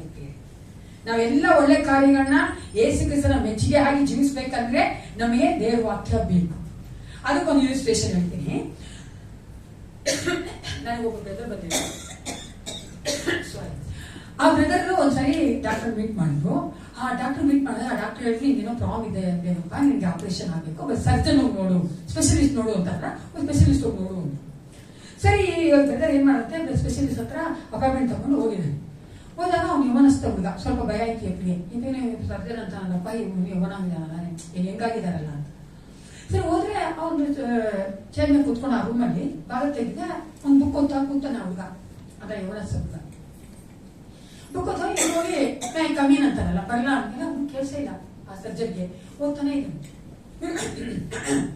ನನ್ಗೆ ಗೊತ್ತಲ್ಲ ಅಂದ್ರೆ ಏನಂತ ನೋಡು ಅಂತ ಮಾಡ್ತಾನ. ನಾವು ಮಾಡ್ಬೇಡ್ರಿ, ಯಾರು ನಾವು ಗಮನ ಸೇರ್ಬೇಕಂದ್ರೆ ನಿಮ್ ಗಂಡನೇ ಹೆಂಡತಿನ ಸ್ವಲ್ಪ ಬೇಜ ಮಾಡ್ಬಿಟ್ಟಿರ್ತೀರ, ಕೋಪ ಮಾಡ್ಕೊಬಿಡಪ್ಪ, ಜಗ ಮಾಡ್ಬಿಟ್ಟಿಲ್ಲ ಅಂದ್ರೆ ನೋಡ್ಬೇಕಂತ ಮಾತಾಡಲ್ಲ, ಕೋಪ ಮಾಡ್ಕೊಂಡಿದ್ದೀರಲ್ಲ, ಪ್ರೆಸ್ಟೇಜ್ ಮಾತಾಡ್ತಾರೆ ಅಲ್ವಾ, ಹಂಗೆ ಅಲ್ಪ ಮಾಡಿದಂತೆ. ಮಾಡಿದ ತಕ್ಷಣ ಆ ಬ್ರದರ್, ಆ ಡಾಕ್ಟ್ರು ಆ ಬುಕ್ ಮುಚ್ಚಿಟ್ಬಿಟ್ಟು ನೋಡಿದ್ರು. ಆ ಬುಕ್ ನೋಡಿದಾಗ ಆ ಬುಕ್ ನಲ್ಲಿ ಬೈಬಲ್ ಅಂತ ಬರ್ತಿತ್ತು. ಇವ್ರು ನೋಡಿಲ್ಲ ಈ ಬ್ರದರ್.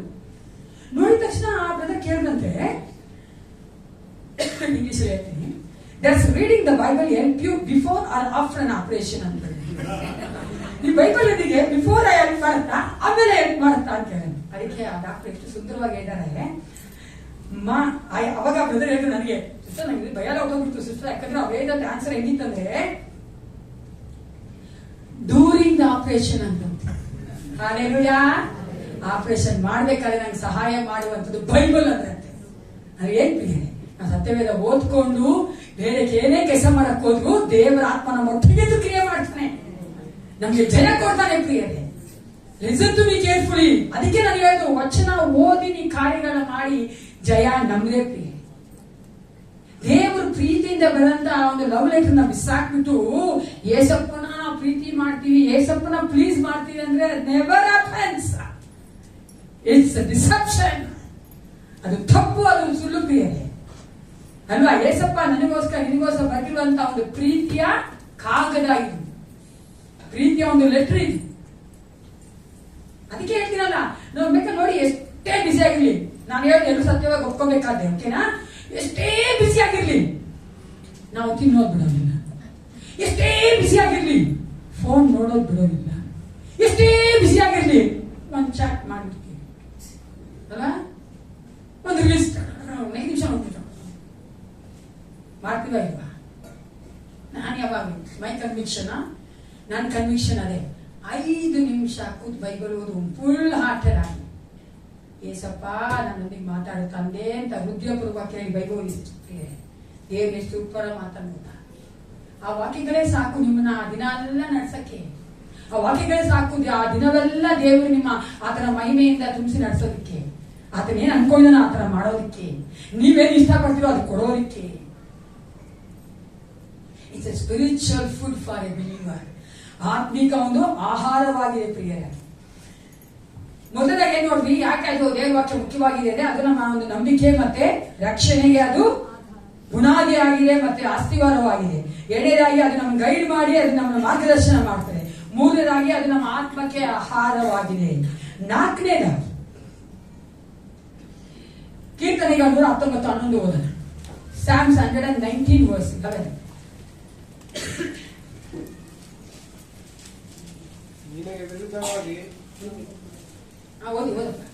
ನಿನಗೆ ವಿರುದ್ಧವಾಗಿ ಪಾಪ ಮಾಡದಂತೆ ನಿನ್ನ ನುಡಿಗಳನ್ನು ಹೃದಯದಲ್ಲಿ ಇಟ್ಟುಕೊಂಡಿದ್ದೇನೆ. ನಿನಗೆ ವಿರುದ್ಧವಾಗಿ ಪಾಪ ಮಾಡದಂತೆ ನಿನ್ನ ನುಡಿಗಳನ್ನ ಹೃದಯದಲ್ಲಿ ಇಟ್ಟುಕೊಂಡಿದ್ದೇನೆ. Protection and cleansing. ನನ್ನ ದೇವ್ರ ವಾಕ್ಯ ಏನ್ ಮಾಡ್ತದೆ ನಮ್ಮನ್ನ ಅಂದ್ರೆ ಸಂರಕ್ಷಿಸ್ತದೆ, ಕಾಪಾಡ್ತದೆ, ಅದೇ ಸಮಯದಲ್ಲಿ ನಮ್ಮನ್ನ ಶುದ್ಧ ಮಾಡ್ತದೆ ಪ್ರಿಯರೇ. ಹಲ್ಲೆಲೂಯಾ. ಅದಕ್ಕೋಸ್ಕರವಾಗಿ ಆ ಒಂದು ವಾಕ್ಯಗಳನ್ನ ಹೃದಯದಲ್ಲಿ ಇಟ್ಕೊಳ್ಬೇಕಂತೆ. ಒಂದ್ಸಾರಿ ಒಬ್ಬ ಚಿಕ್ಕ ಹುಡುಗ ಮೊಮ್ಮಗ ಅವ್ರ ತಾತನ ಕೇಳಿದ್ನಂತೆ. ನಾನು ಇನ್ಸ್ಪಿರೇಷನ್ ಹೇಳ್ತೇನೆ, ನೀವು ಮರ್ತೋಗಿರ್ತೀರಾ. ಒಂದು ತಾತನ ಹತ್ರ ಕೇಳಿದ್ನಂತೆ. ಅವರು ವಿಶ್ವಾಸಿಗಳು, ಕ್ರೈಸ್ತರು. ತಾತ, ನಾನು ಬೈಬಲ್ ಓದ್ತಾನೇ ಇದ್ದೀನಿ, ಎಷ್ಟು ದಿವಸ ನನಗೆ ಏನು ಅರ್ಥ ಆಗ್ತಾ ಇಲ್ಲ, ಓದಿ ಏನ್ ಪ್ರಯೋಜನ ಅಲ್ವಾ? What's the point in reading the Bible? I can understand it. ನನಗೇನು ಅರ್ಥನೇ ಆಗ್ತಾ ಇಲ್ಲ, ಯಾಕೆ ಓದ್ಬೇಕು ಅಂತ ಹೇಳಿ. ಆ ತಾತ ಒಂದೊಂದು ತೊಟ್ಟಿ ಇತ್ತು, ಓಕೆನಾ? ಅವರು ಚಾರ್ಕೋಲ್ ಮಾಡುವಂತ, ಚಾರ್ಕೋಲ್ ಇದ್ರು ಮಾಡುವಂತ. ಅವರು ಆ ತಾತ ಹೇಳಿದಂತೆ ಒಂದು ಬುಟ್ಟಿ ಕೊಟ್ಬಿಟ್ಟು, ಆ ಬುಟ್ಟಿ ಚಿಕ್ಕದು ಹೋಲ್ಸಿದೆ, ಓಕೆನಾ? ಆ ಬುಟ್ಟಿ ಕೊಟ್ಬಿಟ್ಟು ಆ ತಾತ ಹೇಳಿದಂತೆ ಆ ಹುಡುಗನಿಗೆ, ಅಲ್ಲಿ ತೊಟ್ಟಿ ಇದೆ, ನೀರ್ ತಕೊಂಡ್ಬಂತು, ಇಲ್ಲಿ ಒಂದು ಬಕೆಟ್ ಇದೆ, ಅದಕ್ಕೆ ತುಂಬಿಸಪ್ಪ ನನಗೋಸ್ಕರ. ಸರಿ, ಈ ಹುಡುಗ ಖುಷಿ ಆಗ್ಬಿಟ್ಟ. ಚಿಕ್ಕ ಹುಡುಗ ಅಲ್ವಾ ಇವನ, ಅದೇ ಚಿಕ್ಕ ಹುಡುಗ. ಅವನು ಸರಿ ತಾತ ಕೊಡಿ ಬುಟ್ಟಿ ಅಂತ ಬುಟ್ಟಿ ತಕೊಂಡೋಗಂತೆ. ತಕೊಂಡೋಗಿ ಆ ತೊಟ್ಟಿಲಿ ಅದನ್ನ ನೀರ್ ತಕೊಂಡ್ಬಂದು ಹಾಕೋಸೋರಿಗೆ ಎಲ್ಲ ಸೋರೋಯ್ತು. ಸರಿ, ಅವನು ಬಿಬಾರ್ದು ತಾತ ಹೇಳ್ದಂತೆ ಇನ್ನೊಂದು ಹಂಗೆ ಆಯ್ತು. ಸ್ವಲ್ಪನೇ ನೀರು ಬರ್ತಾ ಇದೆ. ತಾತ ಬಂದು ಹೇಳಿ, ಬುದ್ಧಿದೆ ನಿನಗೆ, ತೂತಿದೆ, ಹೆಂಗ್ ತಂದ್ಕೊಳೋದು, ನಾನು ಹೆಂಗ್ ನೀರು ತುಂಬತ್ತೇನೆ, ತೂತಿದ್ದಿಲ್ಲ ಅದರಲ್ಲಿ ಅಂತ. ಅಯ್ಯೋ ಮಗನೇ, ನೀನ್ ಜೋರಾಗಿ ಬರ್ತಾ ಇಲ್ಲ, ಸೋಂಬೇರಿ, ಜೋರಾಗಿ ಬರ್ಬೋದ ಬರ್ತೇನೆ ನೀನು. ಸರಿ, ಹುಡುಗ ಇಟ್ಕೊಂಡ ತುಂಬಿಟ್ಟು ಫಾಸ್ಟ್ ಬಂದು ಹಾಕ್ತಂತೆ. ಆವಾಗಲೂ ಫುಲ್ ನೀರು ಬರ್ಲಿಲ್ಲ. ಹಂಗೆ ಎಷ್ಟೋ ಸತಿ ಮಾಡಿದ್ವಿ. ಅವನು ಕೋಪ ಬಂತು, ತಾತ ಇದಾಗದೇ ಇರೋ ಕೆಲಸ, ಏನ್ ಇಂಥ ಕೆಲಸ ಹೇಳಿದೆ ನನಗೆ. ಅದಕ್ಕೆ ತಾತ ಹೇಳಿದಂತೆ, ಓಕೆ ಮೊನ್ನೆ ಆ ಬುಟ್ಟಿ ನೋಡು ಅನ್ನಂತೆ. ಬುಟ್ಟಿ ಫುಲ್ ಕ್ಲೀನ್ ಆಗಿತ್ತಂತೆ, ಕಲ್ಲಿದ್ದಿದ್ದು ಬುಟ್ಟಿ ಅದು ಫುಲ್ ಕ್ಲೀನ್ ಆಗಿತ್ತಂತೆ. ತಾತ ಫುಲ್ ಕ್ಲೀನ್ ಆಗ್ಬಿಡ್ತಿದ್ವು. ಅದಕ್ಕೆ ತಾತ ಹೇಳಿದಂತೆ, ನೀನು ದಿನಾ ಸತ್ಯ ಓದೋದು ಇದೇ ತರವಾಗಿ, ನಿನ್ಗೆ ಅರ್ಥ ಆಗ್ತಾ ಇದ್ರು ಓದ್ತಾನೆ ಇರು, ಒಳಗಡೆ ದೇವರನ್ನ ಕ್ಲೀನ್ ಮಾಡ್ತಾರೆ ಅಂದ್ರೆ. ಹಾಲೆಲೂಯಾ. ನೀನು ಓದೋದು ಓದ್ತಾ ಇರ್ಬೇಕು, ಕಾರ್ಯ ಮಾಡೋದು ಮಾಡ್ತಾ ಇರ್ತದೆ ನೀವು ವಾಕ್ಯ. ನಾವೇನ್ ಅನ್ಕೊಂಡ್ಬಿಡ್ತೀವಿ, ನನಗೆ ನಾನು ನೋಡಿ ತುಂಬಾ ಬುದ್ಧಿವಂತರು ಇದ್ದಾರಪ್ಪ ಸ್ವಾಮಿ, ಆಂಟಿ ಏನಂటే ಜೀನಾಲಜಿ ಅರ್ಥ ಆಗ್ತಿಲ್ಲ, ಓದ್ತೀರ ನೀವು, ಜೀನಾಲಜಿ ಓದು, ಎಷ್ಟಿದ್ರು ಓದು. ನೀವು ನೋಡ್ಬೇಕಾ ನನ್ನ ಮನೆ, ನಾನು ಪೂರ್ವಕಾಲ ಅಂತ ಫಸ್ಟ್ ಕ್ರಾನಿಕಲ್ಸ್ ಎಲ್ಲ ನನಗೆ ಬೇಜಾಯ್ತು, ಈ ಒಂದು ಹೆಸರುಗಳಿದೆ ಅಂತ. ಅವನು ತಾತ್ ಬಂತು, ಕರೆಕ್ಟ್ ಹೆಸರೆಲ್ಲ ಓದ್ರೆ ನಮ್ಗೆ ಮಕ್ಕಳಾದ್ರೆ ಇಟ್ಬೋದ್ರ ಹೆಸರನ್ನ ಅಂತ. ಸರಿ ಕರೆಕ್ಟ್ ಅನ್ಬೇಕು ಇದೇ ಕೂಡ. ಯಾರಿಗೋ ನಮ್ಗೆ ಏನೋ ಬೈಬೇಕು ಅನ್ಕೊಳ್ಳಿ, ಬೈಬಾರ್ದು ಅಂತ ಹೇಳ್ತೀನಿ, ಏನೋ ಬುದ್ಧಿ ಹೇಳ್ಬೇಕು ಅನ್ಕೊಳ್ಳಿ, ಅಂತ ವರ್ಡ್ ಯೂಸ್ ಮಾಡ್ಬೋದು. ಆ ವರ್ಡ್ ಮೀನಿಂಗ್ ಇದೆ, ಗೊತ್ತಿಲ್ಲ ನಮ್ಗೆ. ಅದಕ್ಕೆ ಹೇಳ್ತಾರೆ, ಏನೇನು ಸತ್ಯವೇದದಲ್ಲಿ we have the food in the word of God. ಅದಕ್ಕೋಸ್ಕರ ನಮ್ಮನ್ನ ಏನ್ ಮಾಡ್ತದೆ, ಒಳಗಡೆ ಕ್ಲೆನ್ಸ್ ಮಾಡ್ತದೆ, ನಮ್ಮನ್ನ ಕ್ಲೀನ್ ಮಾಡ್ತದೆ, ನಮ್ಮನ್ನ ಪ್ರೊಟೆಕ್ಟ್ ಮಾಡ್ತದೆ. ಯಾಕೋಬ 4:7 ಈಗಿರಲಾಗಿ, ನಿಮ್ಗೆ ಗೊತ್ತಿರುವಂತಹ ವಾಕ್ಯಗಳೇ ಹೇಳಿ, ಈಗಿರಲಾಗಿ ದೇವರಿಗೆ ಒಳಗಾಗಿರಿ, ಸೈತಾನ ಎದುರಿಸಿರಿ, ಅವನು ನಿಮ್ಮನ್ನು ಬಿಟ್ಟು ಓಡಿ ಹೋಗುವನು. It fight against the lies of the enemy and ಎಕ್ಸ್ಪೋಸಸ್ the truth. ಸೈತಾನ ನಮ್ಗೆ ಕೊಡುವಂತ ಎಲ್ಲ ಸುಳ್ಳುಗಳ ವಿರುದ್ಧವಾಗಿ ಕ್ರಿಯೆ ಮಾಡುವಂಥದ್ದು, ಅಂದ್ರೆ ಯುದ್ಧ ಮಾಡುವಂಥದ್ದು, ನಮಗೆ ಸತ್ಯವನ್ನು ತೋರಿಸಿಕೊಡುವಂಥದ್ದು ದೇವರ ವಾಕ್ಯ. ದೇವರ ವಾಕ್ಯ ನಮ್ಗೆ ಚೆನ್ನಾಗಿ ಗೊತ್ತಿಲ್ಲ ಅಂದ್ರೆ ನಾವು ನಿಜವಾಗಿಯೂ ಸೈತಾನ ಸುಳ್ಳಿಗೆ ಒಪ್ಪಿಸ್ಕೊಡ್ತೇವೆ. ಅದನ್ನೇ ನಮ್ಮ ಮೂಲ ತಾಯಿಯಾದಂತ ಅವ್ವಾಲು ಮಾಡಿದ್ದು. ಅದೊಂದು ತಪ್ಪ ಆದಾಮ ಅವನ ಕರೆದು ಕ್ಲಾಸ್ ಇರ್ತದೆ, ವ್ಯವಸ್ಥೆ ಅವಾಗ ಇದ್ದಿದ್ರೆ ಹಿಂಗಾಗ್ತಾ ಇತ್ತಾ? ಅಲ್ಲಮ್ಮ, ದೇವ್ರು ನನ್ಗೆ ಹೇಳಿದಾನೆ ಯಾವೊಂದು ಫ್ರೂಟು ತಿನ್ಬೋದು, ಒಂದೇ ಒಂದು ಯಾವ್ದೇನದು ಅದಾದ್ರು ಹೇಳ್ರಿ, ಮಾಡಿ ಏನ್ ಸಿಸ್ಟ, ಒಳ್ಳೆಯದನ್ನ ಕೆಟ್ಟದನ್ನ ಅರಿವು ಕೊಡುವಂತ ಒಂದು ಹಣ್ಣು ತಿನ್ಬಾರ್ದು ಅಂತ ಹೇಳಿದ್ದಾರೆ ಅಂತ ಹೇಳಿದ್ರೆ ಚೆನ್ನಾಗಿತ್ತು. ಸೈತಾನ್ ಚೆನ್ನಾಗಿ ಗೊತ್ತು, ಇವರು ಬೆಳೆಸ್ತೇವೆ ಆಗಿಲ್ಲ, ಇವ್ರಿಗೆ ವಾಕ್ಯನೇ ಗೊತ್ತಿಲ್ಲ, ತಮ್ಮಲ್ಲಿ ಆಗ್ತಾ ಸುಳ್ಳ. ನೀನ್ ತಿಂದ್ರೆ ಸಾಯಲ್ಲಮ್ಮ, ದೇವರಂತೆ ಆಗ್ಬಿಡ್ತೀಯ ಅಂತ ಬಾ ಕ್ವೀನ್ ಹೇಳ್ಸ್ಬಂತು. ನಾನೇನ್ ದೇವ್ರು ಹೇಳುವ, ನಾನು ದೇವ್ರಿಗಿಂತ ದೊಡ್ಡವರಾಗ್ತೀನಲ್ಲ, ನಾನೇ ದೇವ್ರ ಆಗ್ತೀನಲ್ಲ ಅಂತ ಎತ್ಕೊಂತೀನಿ. ಆದಾಮನ ವಾಕ್ಯ ಗೊತ್ತಿತ್ತು, ಆದ್ರೆ ಆದಾಮ ಯಾವುದಕ್ಕೆ ಮುಖ್ಯತ್ವ ಕೊಟ್ಬಿಟ್ಟ? ಭಾವನೆಗೆ ಮುಖ್ಯತ್ವ. ಅಯ್ಯೋ ನನ್ನ ಹೆಂಡತಿ ಹೇಳ್ಬಿಟ್ಲಲ್ಲಪ್ಪ, ಬೇಜಾರು ಮಾಡ್ಕೊಂಡ್ಬಿಡ್ತಾರಪ್ಪ, ತಿಂದಾಕ ಒಂಚೂರ ಚೂರ್ತಾನೆ ಅಂತ ತಿನ್ಬಿಟ್ಟ. ದೇವ್ರ ವಾಕ್ಯ ಇಲ್ಲ ಅಂದ್ರೆ ಪ್ರಿಯರೇ ಚೆನ್ನಾಗಿ ಅರ್ಥ ಮಾಡ್ಕೊಳ್ಳಿ, ಸೈತಾನ ತರುವಂತ ಸುಳ್ಳುಗಳಿಗೆ ನಾವು ನಂಬಿಡ್ತೀವಿ. ಅದಕ್ಕೆ ಅನೇಕರು ಪ್ರವಾದನೆ ಕೊಡ್ಬೇಕಾದ್ರೆ, ಅನೇಕರು ವಾಕ್ಯ ಕೊಡ್ಬೇಕಾದ್ರೆ, ಅನೇಕರು ಅದು ಇದು ಹೇಳ್ಬೇಕಾದ್ರೆ ಎಷ್ಟು ಚೆನ್ನಾಗಿ ಕಾಣಿಸುತ್ತೆ ನಮ್ಗೆ. ಯಾಕೆ ದೇವ್ರ ವಾಕ್ಯನೇ ಗೊತ್ತಿಲ್ಲ ನಮ್ಗೆ. ಅಥೇನಲ್ಲಿ ಎಷ್ಟು ಚೆನ್ನಾಗಿ ಪೌಲ ಬಂದು ವಾಕ್ಯ ಕೊಟ್ಟಾಗ ಅವ್ರು ಹೋಗಿ ಸರ್ಚ್ ಮಾಡ್ರಂತೆ ಸತ್ಯವೇದನ. They search the scriptures, right or wrong ಅಂತ. ಅಂದ್ರೆ ನೀವು ಕರೆಕ್ಟ ಸರಿನಾ ತಪ್ಪ ಅಂತ ಹೋಗೋ ಪರೀಕ್ಷೆ ಮಾಡ್ರಂತೆ. ಅಂತ ವಿಶ್ವಾಸ ಇರ್ಬೇಕು ನಾವು, ಅಲ್ವಾ? ಕರೆಕ್ಟ್ ಅಲ್ವಾ? ಹಂಗಿರ್ಬೇಕು ನಾವು. ಸತ್ಯ ನಮ್ಗೆ ಗೊತ್ತಿಲ್ಲ, ದೇವ್ರ ವಾಕ್ಯನೇ ಗೊತ್ತಿಲ್ಲ ಅಂದ್ರೆ ಸೈತಾನ ಎಲ್ಲ ಸುಳ್ಳು ನಾವು ಕೇಳ್ತೀವಿ. ಹಂಗೆ ತಾನೇ ಪ್ರಿಯ, ಸ್ವಲ್ಪ ಅರ್ಥ ಮಾಡ್ಕೊಳ್ಳಿ.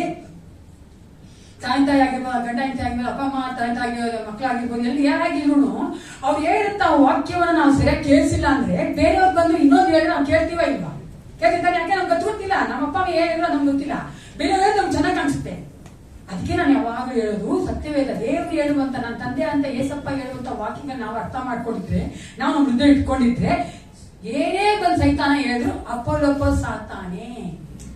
ನನಗೊತ್ತು ವರ್ಡ್, ನನಗೊತ್ತು ದೇವ್ರ ವಾಕ್ಯ. ಏಸಪ್ಪ ಹಿಂಗೆ ಅಂತಾನೆ, ಏಸಪ್ಪ ಹೇಳ್ತಾನೆ ಅವಿಶ್ವಾಸಿ ಮನೆ ಮಾಡ್ಕೊಂಬಾರ್ದೆ.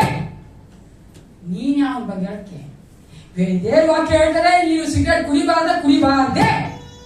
ದೇವ್ರ ವಾಕ್ಯ ಹೇಳ್ತಾರೆ ನೀನು ಬಾರ್ ಕಡೆ ಹೋಗ್ಬಾರ್ದೆ. ನಾವು ವಾಕ್ಯ ಗೊತ್ತಿಲ್ಲ ಅಂದ್ರೆ ಸೈತಾನ ಬಂದ ಹೇಳ್ತಾರೆ ಏಸಪ್ಪ ಕುಡ್ದಿಲ್ವೇನಾ, ಏಸಪ್ಪನೇ ವೈನ್ ಕುಡಿದಾರೆ ಒಪ್ಪಿ ಅಂತ. ಹೌದಲ್ವಾ? ನಮ್ ದೊಡ್ಡ ಬ್ರದರ್ ಹಂಗೆ ಇದ್ದು, ಇಲ್ಲ ದೊಡ್ಡ ಬ್ರದರ್ ಹಂಗೆ ಇದ್ದು.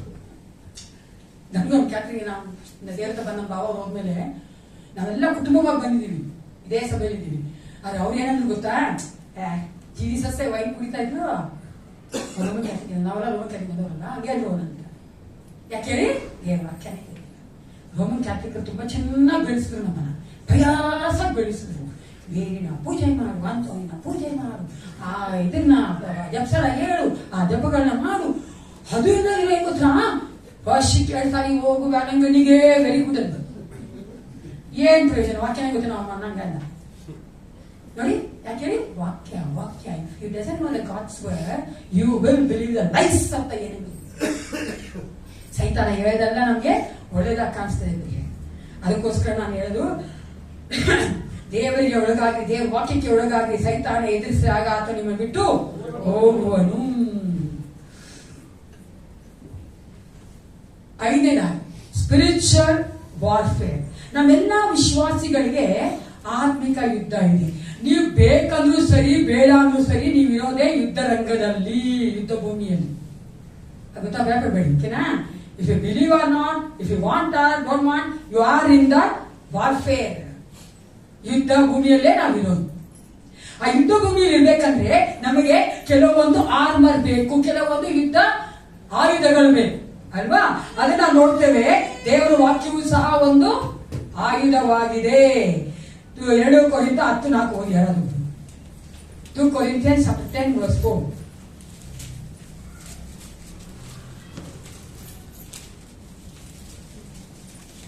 ನಾವು ಉಪಯೋಗಿಸುವ ಆಯುಧಗಳು ಲೋಕ ಸಂಬಂಧವಾದ ಆಯುಧಗಳಲ್ಲ, ಅವು ದೇವರ ಎಣಿಕೆಯಲ್ಲಿ ಬಲವಾಗಿದ್ದು ಕೋಟೆಗಳನ್ನು ಕೆಡವಿ ಹಾಕುವಂತವುಗಳಾಗಿವೆ. It accuses believers to resist the devil and his schemes. ಸೈತಾನ್ ತರುವಂತ ಎಲ್ಲಾ ತರವಾದಂತಹ ಸ್ಕೀಮ್ಗಳು, ಯೋಚನೆಗಳು, ಆ ಒಂದು ಆಲೋಚನೆಗಳನ್ನ ಅದು ಲಯ ಮಾಡ್ಬೇಕಂದ್ರೆ ದೇವ್ರ ವಾಕ್ಯನೇ. ಅದು ಚೆನ್ನಾಗೈತೆ. ಲೋಕ ಸಂಬಂಧವಾದ ಆಯುಧಗಳು ನಮ್ಗೆ ಆಗಲ್ಲ. ನಮ್ ಬಿಗಿನಿರೋ ಒಂದ್ ಕಡೆ ಕೆಲಸ ಮಾಡ್ತಾರೆ ಟ್ರಾವೆಲ್ ಅಲ್ಲಿ. ಯಪ್ಪ ತಮ್ಮಿರೋರು ಹೆಂಗಿದ್ರು ಗೊತ್ತಾ, ಸಖತ್ ಬಿಲ್ಟು, ಸಖತ್ ಐಟು, ಮೀಸು ಹಿಂಗಿಟ್ಕೊಂಡಿದ್ದಪ್ಪ. ಯಪ್ಪನಿಗೆ ಏನಾಗಿತ್ತು, ಅವ್ರ ಮನೆಯಲ್ಲಿ ಸ್ವಲ್ಪ ಸೈತಾನ ಕ್ರಿಯೆಗಳು. ನಮ್ ಬಾಬಾ ಹೋಗಿ ನಮ್ ಕ್ಯಾಟ್ರಿಂಗ್ ಅಡ್ಡ ಹೋಗಿ ಪ್ರೇಯರ್ ಮಾಡಿ ಹೇಳಿದ್ರು, ಈ ತರ ನಿಮ್ಗೆ ತೊಂದರೆಗಳಿದೆ, ಸ್ಪಿರಿಚುವಲ್ ವಾರ್ಫೇರ್ ಈ ತರ ತೊಂದರೆಗಳು ನಿಮ್ಗಿದೆ ಅಂದಾಗ ಯಪ್ಪ ನೆಕ್ಸ್ಟ್ ಡೇ ಬಂದು ನಾನು ಕೆಲಸ ಮಾಡ್ತಾ ಇದ್ದೆ ಅವ್ರ ಹತ್ರ. ಅವ್ರು ಬಂದು ಹೇಳಿದ್ರು, ಏನಾಗಿತ್ತಾ, ಇದು ನಮ್ ಕಣ್ಣಿಗೆ ಕಾಣಿಸ್ತಾ ಇಲ್ಲ, ಕಣ್ಣಿಗೆ ಕಾಣಿಸ್ತಾರೆ ಗಂಧ ಶೂಟ್ ಮಾಡ್ಬಿಡ್ತೀನಿ ಅಂತ. ಕಣ್ಣಿಗೆ ಕಾಣಿಸಲ್ಲ, ಯಾಕೆಂದ್ರೆ ನಮ್ಮ ಆತ್ಮದ ಒಂದು ಯುದ್ಧ ಪ್ರಿಯರೇ. ಅದಕ್ಕೆ ಸ್ಪಿರಿಚುವಲ್ ವಾರ್ಫೇರ್. ಅದಕ್ಕೆ ನಾವೇನ್ ಮಾಡ್ಬೇಕಾಗಿದೆ, ದೇವರ ವಾಕ್ಯನೇ ಆಯುಧ. ಎಲ್ಲರಲ್ಲಿ ದೇವರ ವಾಕ್ಯವೇ. ಎಫೆಸ 6:17 ಹೇಳ್ತಾರೆ, ಇದಲ್ಲದೆ ರಕ್ಷಣೆ ಎಂಬ ಶಿರಸ್ನಾನವನ್ನು ಇಟ್ಟುಕೊಂಡು ಪವಿತ್ರಾತ್ಮನ ಕೊಡುವ ದೇವರ ವಾಕ್ಯವೆಂಬ ಕತ್ತಿಯನ್ನು ಹಿಡಿಯಿರಿ. ದೇವರ ವಾಕ್ಯವೆಂಬ ಕತ್ತಿಯನ್ನು ಇಟ್ಕೊಳ್ಬೇಕು. ಸೈತಾನ ಬಂದಾಗ ಸೈತಾನ ವಿರುದ್ಧ ಯುದ್ಧ ಮಾಡಕ್ಕೆ. ಅದಕ್ಕೆ ಒಬ್ಬ ದೇವ ಸೇವಕ ಈ ರೀತಿ ಹೇಳ್ತಾನೆ, ಸ್ಪರ್ಜನ್ ಅಂತ ಒಬ್ಬಿದ್ದಾನೆ. ಅವ್ರು ಈ ತರ ಹೇಳ್ತಾರೆ, ನಮಗೆ ಶಕ್ತಿ ಇದೆ ಅಂತ ದೇವ್ರ ಮಕ್ಕಳು ವಿಶ್ವಾಸಿಗಳು ನಾವು ಹೇಳ್ಬೋದು. ಓಕೆನಾ? ದೇವ್ರ ಶಕ್ತಿ ಇದೆ ಅಂತ ಹೇಳ್ಬೋದು. ಆ ಶಕ್ತಿನ ಉಳ್ಕೊಂಡು ನಾವು ಕನ್ವೆನ್ಷನ್ಗಳಿಗೆ, ಮೀಟಿಂಗ್ಗಳಿಗೆ, ಪ್ರೇಯರ್ಗಳಿಗೆ, ಉಪವಾಸ ಪ್ರಾರ್ಥನೆಗಳಿಗೆ, ನೈಟ್ ಪ್ರೇಯರ್ಗಳಿಗೆ ಎಲ್ಲ ಮಾಡ್ಬೋದು ನಾವು. ಓಕೆನಾ? ಆದರೆ ಈ ಪುಸ್ತಕವನ್ನ ನಾವು ಕಾನ್ಸ್ಟೆಂಟ್ ಆಗಿ ಪ್ರತಿದಿನ ಓದ್ದೇ ಇರುವುದಾದ್ರೆ ನಮಗೆ ಶಕ್ತಿ ಇಲ್ಲ. ಆಮೇಲೆ ಯಾಕಂದ್ರೆ ದೇವರ ವಾಕ್ಯದಲ್ಲಿ ದೇವರ ಶಕ್ತಿ ಅಡಕವಾಗಿದೆ. ದೇವರ ಈ ವಾಕ್ಯ ಬರೀ ಪುಸ್ತಕನೇ. ನೀವು ನೋಡಿದ ಸತ್ಯವೇದ ಬರೀ ಪುಸ್ತಕ. ಆದ್ರೆ ಆ ವಾಕ್ಯಗಳನ್ನ ನೀನು ಅರಿಕೆ ಮಾಡುವುದಾದ್ರೆ ಅದಕ್ಕೆ ಶಕ್ತಿ ಉಂಟು. ಹಲ್ಲೆಲೂಯಾ. ಆ ವಾಕ್ಯಗಳಿಗೆ ಶಕ್ತಿ ಉಂಟು. ಆ ವಾಕ್ಯಗಳನ್ನ ಹೇಳ್ಬೇಕಾದ್ರೆ ಸೈತಾನ ಭಯ ಪಡ್ತಾನೆ. ಸೈತಾನ ಚೆನ್ನಾಗಿ ಗೊತ್ತು, ಯಾರು ವಾಕ್ಯದ ನೆಲೆಗೊಂಡಿದ್ದಾರೋ ಅವ್ರ ಹತ್ರ ಬರಲ್ಲ ಅವನು. ಯಾರು ವಾಕ್ಯದ ನೆಲೆಗೊಂಡಿಲ್ವೋ, ಆ ಕಡೆ ಈ ಕಡೆ ಇರ್ತಾರೋ ಅವರಲ್ಲೇ ಹೋಗ ಅಟ್ಯಾಕ್ ಮಾಡೋದು. ನಾವು ಆತನ ಅಟ್ಯಾಕ್ ಅನ್ನು ತಪ್ಪಿಸ್ಕೋಬೇಕಂದ್ರೆ ದೇವರ ವಾಕ್ಯವನ್ನು ನಾವು ಓದುವವರಾಗಿರಬೇಕು. ಒಬ್ಬ ದೇವ ಸೇವಕ ಈ ತರ ಹೇಳ್ತಾರೆ, did you know this when you carry the Bible? ನಿಮ್ಗೆ ಗೊತ್ತಾ, ಸತ್ಯವೇದವನ್ನ ನೀವು ತೆಗೆದುಕೊಂಡ್ ಬಂದ್ರಿ. ತನಕ ಕೇಳಿಸ್ಕೊ, ಸತ್ಯವೇದ ಮೊಬೈಲ್ ಅಲ್ಲ, ಓಕೆನಾ? ಸತ್ಯವೇದವನ್ನ ನೀವು ಒತ್ಕೊಂಡ್ ಬಂದ್ರೆ ಸೈತಾನ ಒಂದು ಬಲವಾದ ಏಟ್ ಬೀಳ್ತದಂತೆ. ಅದೇ ಸತ್ಯವೇದ ತೆಗೆದು ನೀನು ಓದುವುದಾದ್ರೆ ಅವನು ಬಿದ್ದೋಗ್ತಾನಂತೆ. ಅದೇ ಸತ್ಯವೇದವನ್ನ ನೀನು ಯಾವಾಗ್ಲೂ ಓದ್ತಾ ಇದ್ರೆ ಅವನು ಎದ್ದೊಳದೇ ಇಲ್ವಂತೆ. ಹಲ್ಲೆಲೂಯಾ. ಅವ್ ಏನ್ ಮಾಡಬೇಕು? ಸೈತಾನ ಎದ್ದೊಳ್ಬಾರ್ದಂದ್ರೆ ನಾವು ಓದ್ತಾನೇ ಇರ್ಬೇಕು ಬೈಬಲ್. ಹಲ್ಲೆಲೂಯಾ. ಸೈತಾನ ಭಯ ಪಡೋದೇ ಬೇಡ. ನಮ್ಮ ಹತ್ರ ಬರಬಾರ್ದು ಅವನು. ಇಸೆ ಹೇಳ್ತಾರಲ್ಲ, ಏನು ಫೈರ್ ಪ್ರೂಫ್, ನಮ್ಗೊಂದು ಜಾಕೆಟ್ ತರ ಇರ್ತದೆ, ನಮ್ಗೊಂದು ಪ್ರೂಫ್ ತರ ಇರ್ತದೆ, ನಮ್ಗೆ ಫುಲ್ ಮುಚ್ಕೊಂತದೆ ದೇವ್ರ ವಾಕ್ಯ. ಬುಲೆಟ್ ಪ್ರೂಫ್ ಅಲ್ವಾ? ಸೈತಾನ ಹಾಕೋ ಯಾವ ಬಾಣಕ್ಕೂ ಯಾವ ಒಂದು ಬುಲೆಟ್ಗೂ ನಾವು ತಗೊಳ್ಳೋಣ ಅಂದ್ರೆ ದೇವ್ರ ವಾಕ್ಯ ಐತಿ. ಅದಕ್ಕೋಸ್ಕರ ನಾವು ದೇವ್ರ ವಾಕ್ಯ ಓದ್ತಾನೆ ಇದ್ರೆ ಅವನು ಬಿದ್ದೋಗಿರ್ತಾನೆ. ಇನ್ನೂ ಓದ್ತಾ ಇದ್ರೆ ಫೇಂಟ್ ಆಗಿರ್ತಾನೆ. ಸೈತಾನನ್ನ ಯಾರೆಲ್ಲ ಬೀಳ್ಸ್ಕೊಂಡಿದ್ರು ಅವರ ಸತ್ಯವೇದ ಓದ್ತೀರಾ? ಹಲ್ಲೆಲೂಯಾ. ಹೌದು. ನಾ ಹೇಳ್ತೀನಲ್ಲ, ನೀವು ಗಂಟೆ ಓದೋದು ಬೇಡ. ಬೆಳಗ್ಗೆ ಎದ್ದು ಒಂದು 5 ನಿಮಿಷ ಓದ್ರಿ, ರಾತ್ರಿ ಮಲಗಕ್ಕೆ ಮುಂಚೆ ಒಂದು 5 ನಿಮಿಷ ಓದಿ. ನಾ ಹೇಳ್ತೀನಿ ಕೇಳಬೇಕಂದ್ರೆ, you see that result and the fruit. Definitely God will give you the victory in this world. Whatever you asking from the Lord, ಏನೆಲ್ಲ ಪ್ರಾರ್ಥನೆ ಮಾಡ್ತಾರೆ ಅದಕ್ಕೆ ಪ್ರಾರ್ಥನೆಗೆ ಉತ್ತರ ದೇವ್ರು ಕೊಟ್ಟೇ ಕೊಡ್ತಾರೆ. ಯಾಕಂದ್ರೆ ಏಸಪ್ಪಗೆ ಏನ್ ಇಷ್ಟ ಆಗುತ್ತೆ ಗೊತ್ತಾ? ನನ್ನ ಮಗಳು, ನನ್ನ ಮಗ ನನ್ನ ವಾಕ್ಯ ಓದ್ತಾ ಇದ್ದಾರಲ್ಲ, ನನ್ಗೆ ಇಷ್ಟಪಟ್ಟು ಪ್ರೀತಿಯಿಂದ ಓದ್ತಾ ಇದ್ದಾನಲ್ಲ, ಅದು ಬೇಕು. ದೇವ್ರ ಮಕ್ಕಳಾಗಿ, ದೇವರಲ್ಲಿರುವಂತ ವಿಶ್ವಾಸಿಗಳಾಗಿ ನಾವು ದೇವರ ವಾಕ್ಯವನ್ನ ಓದಬೇಕು. ಒಂದು ಕ್ಷಣ ಕಣ್ಣುಗಳನ್ನು ಮುಚ್ಚಿಕೊಳ್ಳೋಣ. ಒಂದು ಕ್ಷಣ ಕಣ್ಣುಗಳನ್ನು ಮುಚ್ಚಿಕೊಳ್ಳಿದ್ದೇವೆ. ಕೇಳಿದಂತ ವಾಕ್ಯಕ್ಕೆ ನಿಮ್ಮನ್ನು ಒಪ್ಪಿಸಿಕೊಳ್ಳಿ. ದೇವರ ವಾಕ್ಯ ನಮ್ಮ ಒಂದು ರಕ್ಷಣೆಗೆ, ನಂಬಿಕೆಗೆ ಅದು ಬುನಾದಿಯಾಗಿದೆ, ಅಸ್ಥಿವಾರವಾಗಿದೆ. ಅದು ನಮ್ಮನ್ನ ಗೈಡ್ ಮಾಡುವಂಥದ್ದು, ನಮಗೆ ಮಾರ್ಗದರ್ಶನ ಕೊಡುವಂಥದ್ದಾಗಿದೆ.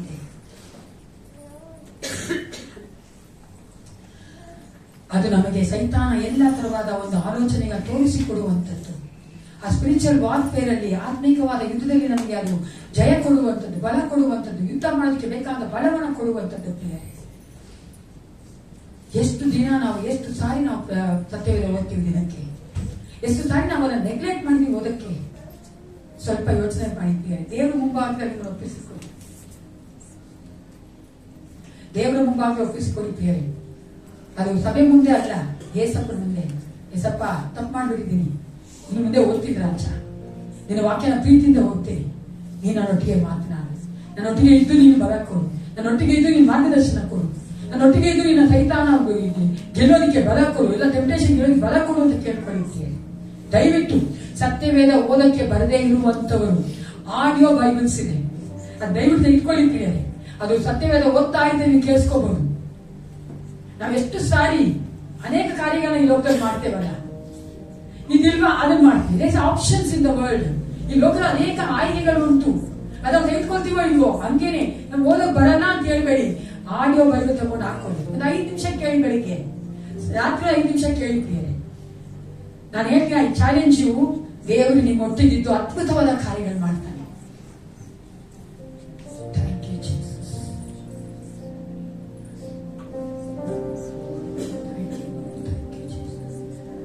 ಕಲ್ಮಶವ ತೊಳೆಯುವ ಪವಿತ್ರಾತ್ಮನೇ, ಪ್ರಾಣಾತ್ಮ ಶರೀರವ ಶುದ್ಧಿಸಯ್ಯ. ಕಲ್ಮಶವ ತೊಳೆಯುವ ಪವಿತ್ರಾತ್ಮನೇ, ಪ್ರಾಣಾತ್ಮ ಶರೀರವ ಶುದ್ಧಿಸಯ್ಯ. ಪ್ರಕಟಪಡಿಸಯ್ಯ, ನಿನ್ನ ಇಷ್ಟದಂತೆ ನಡೆಸಯ್ಯ. ನಿನ್ನ ಮಾರ್ಗವ ಪ್ರಕಟಪಡಿಸಯ್ಯ, ನಿನ್ನ ಇಷ್ಟದಂತೆ ನಡೆಸಯ್ಯ.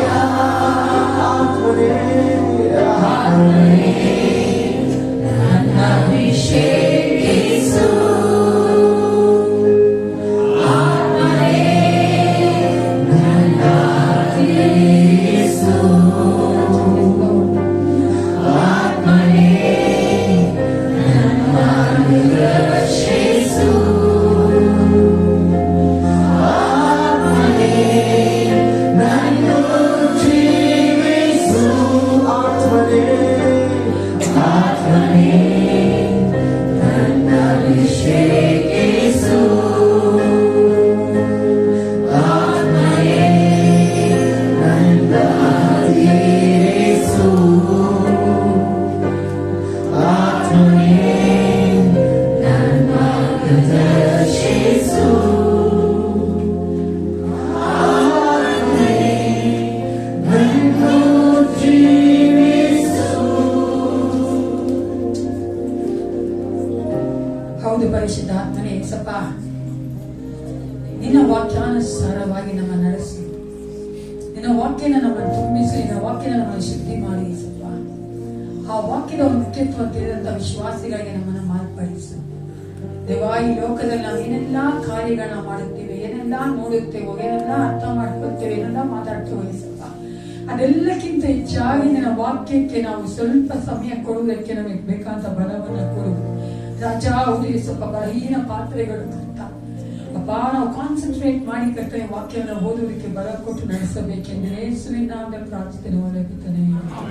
ಎಲ್ಲರೂ ನಿಂತ್ಕೋಣ. ನನ್ನ ಮನವೇ ಕರ್ತನನ್ನು ಕೊಂಡಾಡು, ನನ್ನ ಸಹೋದರರ ಆತ್ಮಗಳನ್ನು ಸ್ತುತಿಸು. ನನ್ನ ಮನವೇ ಕರ್ತನನ್ನು ಕೊಂಡಾಡು, ಆತನು ಮಾಡಿದ ನಮ್ಮ ಕರ್ತನಾದ ಯೇಸು ಕ್ರಿಸ್ತನ ಕೃಪೆಯು, ನನ್ನ ದೇವರ ಪ್ರೀತಿಯು, ಪರಿಶುದ್ಧಾತ್ಮ ಅನ್ಯೋನ್ಯತೆಯು, ಸಹವಾಸವು, ಸಹಾಯವು ಸದಾಕಾಲ ಮೇಲೆ ಇರಲಿ. Let Jesus bless you according to the today's word.